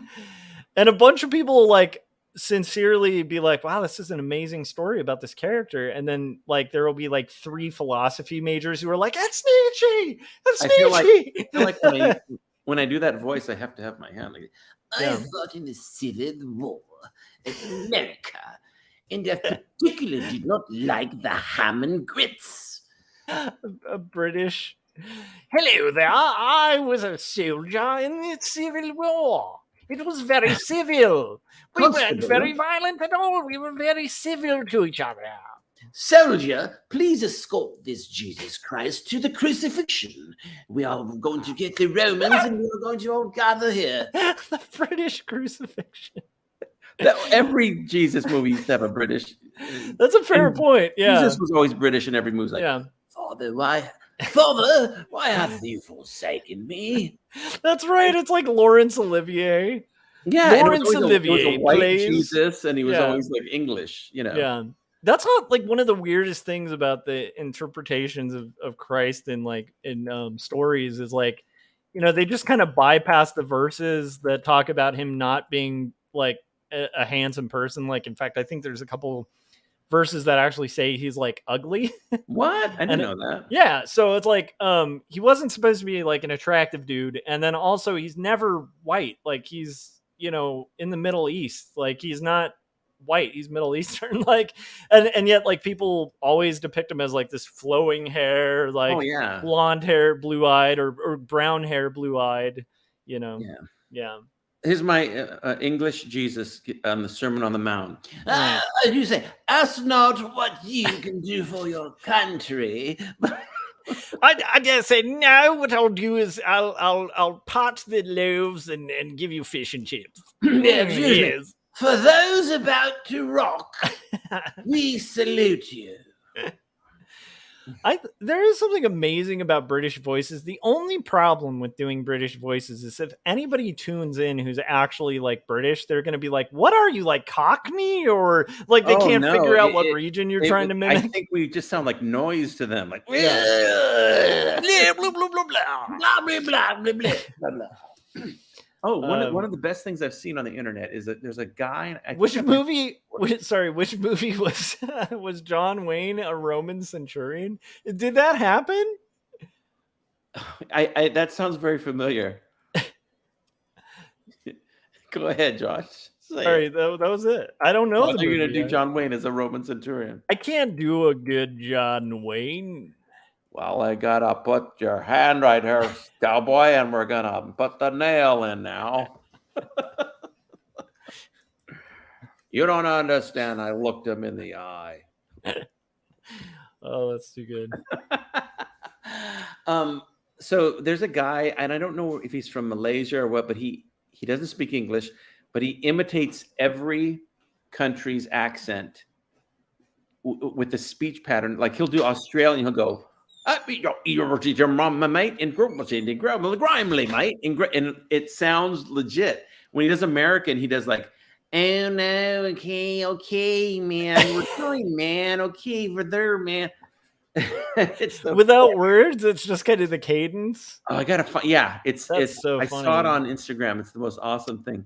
By the way, it reminds me. I think it was Gary who told me about like there's this musician who does like songs where it sounds like they're singing words, and they're like pop songs like made by like this I think it's like an Italian band from like the 50s or something, and it sincerely sounds like these US pop songs, but it's just complete gibberish.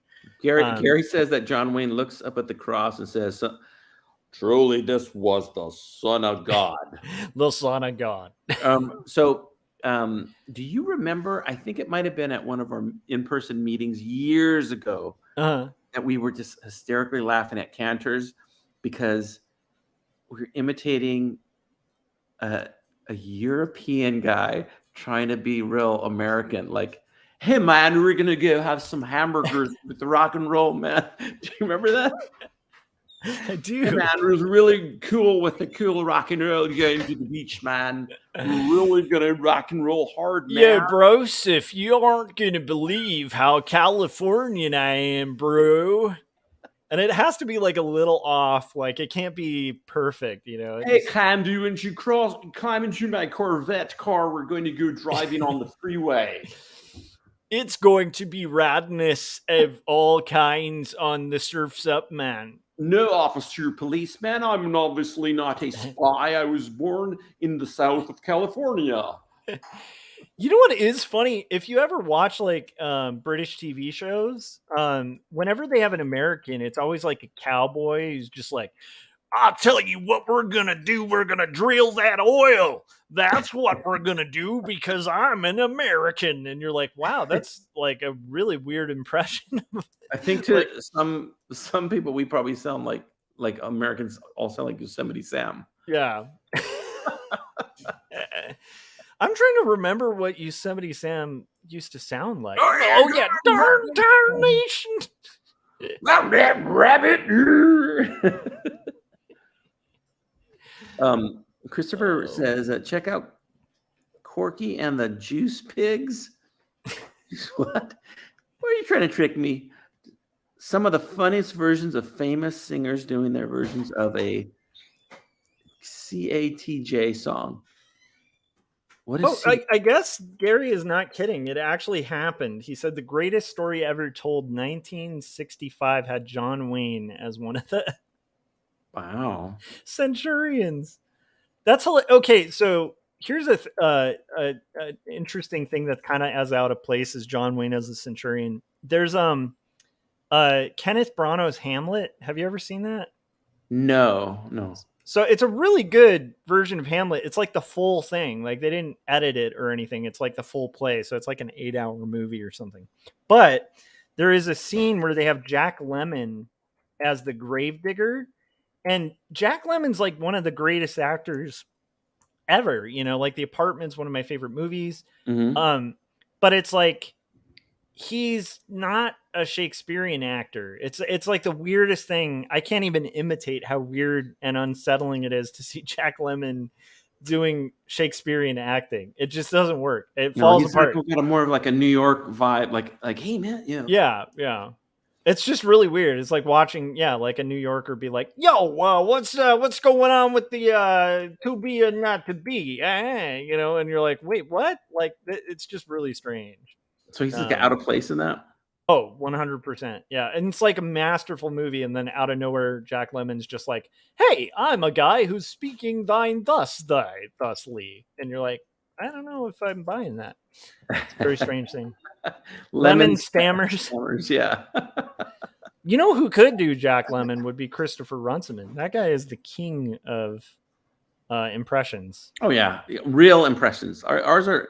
I can do fake impressions of people doing impressions, but not a real impression. I don't know. You're pretty good at it. You're pretty Like here's good my at impersonation of Christopher Runciman. I do say so. Good man.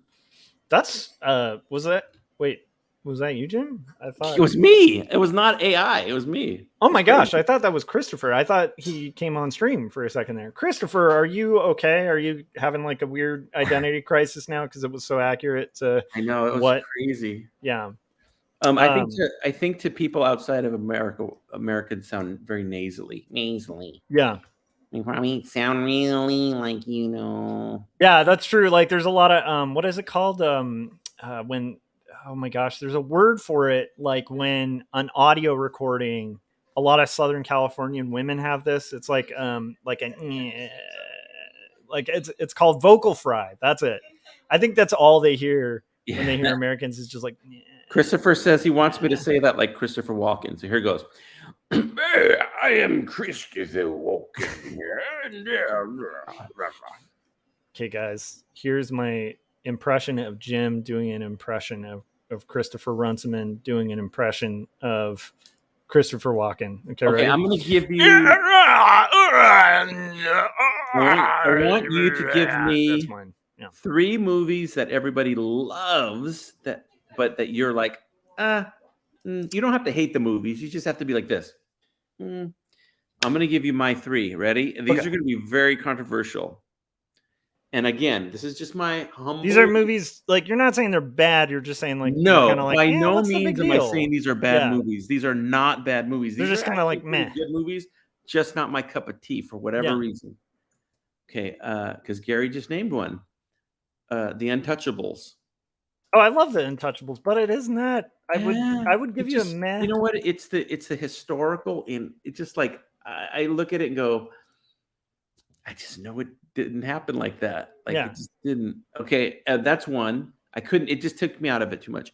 Yeah. Exact same reason for the second one, and I actually watched the second one about 2 years ago, and I was like, oh, it's an enjoyable movie, and Val Kilmer's great in it. Wow, but Tombstone. Oh yeah, Tombstone it does not hold up. It just took me out of it. I was just like, I don't know. It seems it's like making a it's like if somebody were to make an O.J. Simpson biopic and you have like Judge Ito going, not on my watch, It's like, which by the way, we need to make that that biopic. And then the third one, this is one that like I will be shamed from my friends probably for saying this, but I just am not. And I love this director. Love this director's stuff. Just not a fan personally of Blazing Saddles. Blazing Saddles is funny. People love will it. Give it and that. I love Gene Wilder, one of my favorite. Richard, Gene Hackman has something to do with writing of that. It's like, I get it. I'm just not a fan of it. There are bits in that I think are really funny, but I would actually second you on that. I think of that, like History of the World, same director, way better, way funnier. My Mel Brooks for me is Young Frankenstein and High Anxiety. Those are my 2 like holy grail ones, probably in that order. And then after that, like History of the World, I even think is down here for me. It's okay. Yeah, I think it's better than Blazing Saddles. High Anxiety is a masterpiece, and Young Frankenstein is one of the best movies ever made. Yeah, in my opinion. Great. What else? There's another one, a Mel Brooks one. I'm blanking out on. Well, the other one was really good too. The one I can't think of. Yeah, that's a fair point. Gary was saying his only gripe about The Untouchables is Sean Connery being Sean Connery and everybody else referring to him as Irish. I don't know. Is that worse than like Hunt for Red October, where he's like, I'm definitely Russian. I'm a Russian guy who's going to be a Russian driver of the ship. You're like, wait, you're Russian? The Russian part of Scotland. It's definitely Russia. Yeah, Young Frankenstein's so good. God, Young Frankenstein is pretty epic. I'm trying to think of an overrated silent movie. Silent okay. Movie. That's a good one too. That is a good one. That's a good I'm one. trying to So- think of movies that I don't rock my world that like seem to blow everybody else away. Don't say Titanic because I like Titanic. Titanic would always be on that list, but I don't think those. I don't think that's edgy enough to say because I think there are a lot of people like me that didn't particularly like I it. like it. I normally don't like those type of movies, but Titanic, I gotta give it up. I thought Titanic was really good. I mean, visually it's stunning. I just plot It's comfort food. It's like buttered Yeah. popcorn. It's comfort. But then you know what? That's what people can say about Tombstone too. So I get it. Yeah. They're like Titanic didn't happen like that. I know.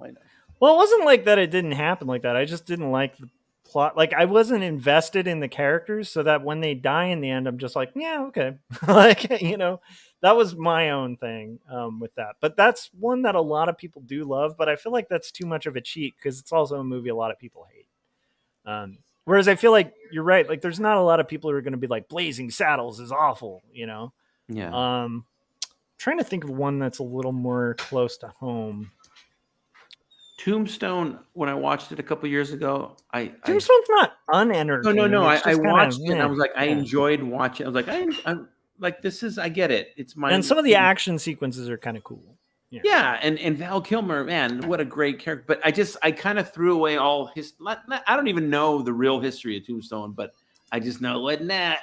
You know what I mean? Yeah. So, but I did like there's one scene in Tombstone that I think is pretty rad. It's the cup twirling scene. That is really cool. In any movie, that would have been a good scene. Where instead of drawing his gun. Wyatt Earp, is that the Kevin Costner one? I think so. Yeah, I don't know if I've ever. That came out around the same time as Tombstone too, by the way. Yeah. What about Waterworld? What do you think about Waterworld? I've never seen it. Sorry. I have not seen. I saw that movie when I was a kid when it came out, and I remember being like, "Oh, this sucks," and every reviewer was like, "This sucks." But now I'm wondering. I almost feel like because I really enjoy, like Thunderdome and like that kind of like terror, like there's something about like the Mad Max thing that I kind of dig, and I wouldn't make the argument that like the first Mad Max movies are great, like other than they're just kind of fun and crazy. What about? I wonder in retrospect if I rewatched Waterworld, if I might be like, this is actually a kind of horribly awesome movie. What about this movie? I have no idea if this is good, bad, whatever, but I know it bombed financially, but has anybody out there or have you seen John Carter of Mars? I haven't yet, but I no love that it could be exists bad, right? because I love that genre of comics. Mm-hmm. Like I want it to be good. I And mean, it is maybe what is. Malkovich, isn't Is it? it a hidden gem or did it deserve not to do well? That's a good question. Okay, Is our that John caller, you're Malkovich? there. Caller, you're there. John Carter from John Carter. John Carter from Mars, bro. Hey, it's me from California. Hey man, I think John Carter is a really good movie to go to when you go to In-N-Out Burgers. Broski, what I do is get some brewskis, broski, together and watch John Carter from Mars, hang 10, bro, and catch some waves later. I've always said one of the Oscar-worthy performances because to do the California accent and coming from California and growing up hearing that accent and it's so hard to do, like to really do legit. Yeah. But Sean Penn killed it in Fast Times. We've talked about this so good. I love Fast Times at Ridgemont High. Me too. Now, Me too. Am I crazy? That was that's by the guy who did Say Anything and Almost Famous, right? No, wasn't it Penelope Ann Cruz? Somebody Google it. Who did Fast let's Times? see. It's a female director. I forget her. Or Nora. I don't remember her name. I'm sorry. But I believe it's a female director. Penelope Spheris, was it? Oh, it's Amy Heckerling. Okay, so Very what close, am I very thinking of? close. Heckerling is a really funny last name. Cameron Crowe, so he directed a movie from that time, and now I want to see what it is. Why am I... Oh, he wrote it. You're talking about Fast Times? Hold on. Did Cameron Okay, he wrote the screenplay. Did he That's really? That's where Cameron Crowe's involved. Wow, Okay. I don't remember I just that. looked it That's up. amazing. Yeah, because I love Cameron Crowe. Like I think Cameron Crowe's awesome. But there's not really a Cameron Crowe movie I dislike. Although I will say, Jerry Maguire might be like one of those meh. Not a bad movie. Not one I'd rewatch a million times. You know. Okay, back to John Carter. Mm-hmm. So, is he going to be in Dinosaurs versus Mars Bots? Is that the big reveal at the end? What are people's thoughts on John Carter? Tell me. Sell me on John Carter. I would like to know. Has anybody seen it? Huge Edgar. Christopher Runciman said, I own John Carter on DVD. Huge Edgar Rice Burroughs fan. Okay. But you got to let us know. You said you own it. Do you like it? Well, yeah, I think he must, right? I mean, I'd like to know. Waterworld didn't seem as bad as people said. It was dumb, but certainly nowhere near the worst movie I've ever seen. Okay, cool. I'm going to have to rewatch that because it's been a long time. I just remember gills, and I think he drank his own pee. That's all I remember from that movie. Every movie, he drinks his own pee. Yeah. That's actually a stipulation in his contract. It's like the blue M&Ms or whatever. Gary didn't like The Breakfast Club. Okay, that I can't agree with, Gary.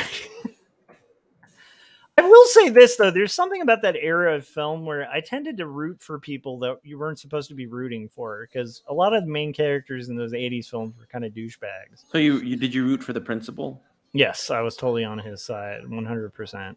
I like, what's her name in that movie? The goth girl in that movie. Yeah, she's rad. Yeah, I liked her. Thought she was good. I did too. I will say for 80s movies, though, my favorite from that era is Better Off Dead. It's like that movie kills me every time. I even showed a clip of it on a live stream recently because somebody was talking about someone with the last name Meyer, and it just reminded me of the race car drivers that kind of like pull up next to John Cusack's character, and they have like a speaker on their car, and they're like, "Ladies and gentlemen, the race ensues with Lane Meyer." It's the best. That's a wonderful, stupid concept. Gary told me his all-time favorite movie is Who's That Girl? Oh, nice. I don't even know what is that a movie? The Madonna movie.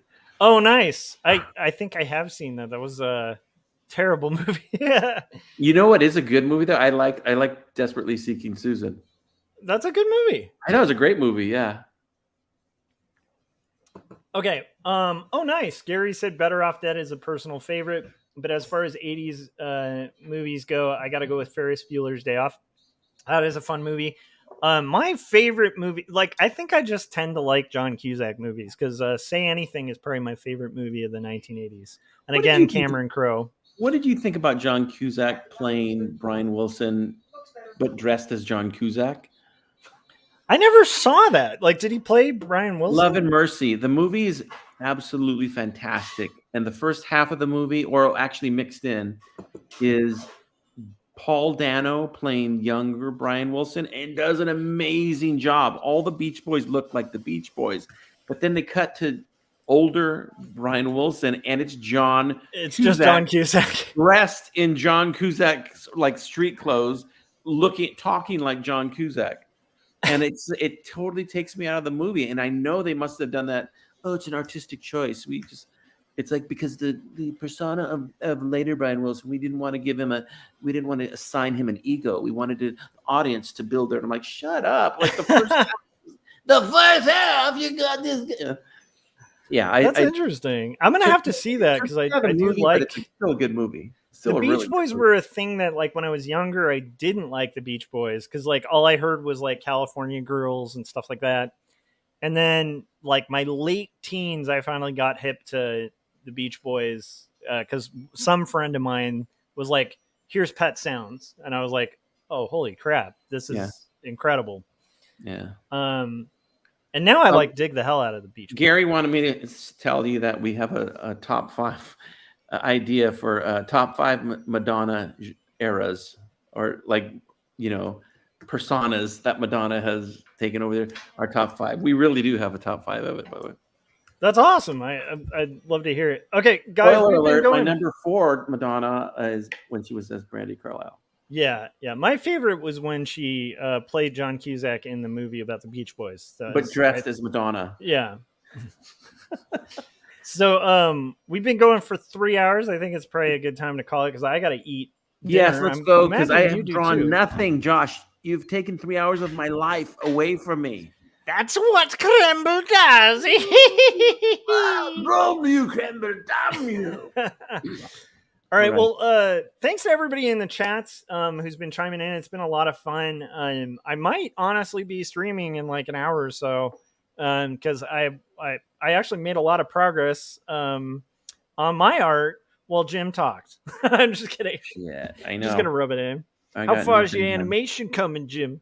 I actually reversed. It actually took away from my animation. It went backwards. Yeah, that's basically what I do on this show is I suck the power out of the people that are on it as guests, and then so as my comic is being made, it unmakes what you have. Like the last time we had an Artcasters, Gary went from finishing 1979 to suddenly it was 1971, and he's like, "Wait, what happened to the years in my comic?"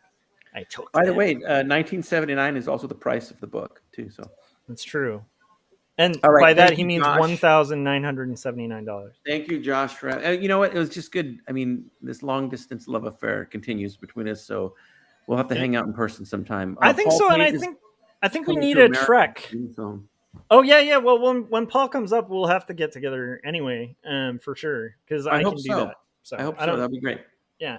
And then aside from that, we also need to plan an Arizona trek. We will possibly, around like a Striper concert would be. We'll be listening to Striper all the way up there. Mm-hmm, for sure. All right, guys. Josh, thank you, guys. Have a good night, and see you on the next live stream. Bye.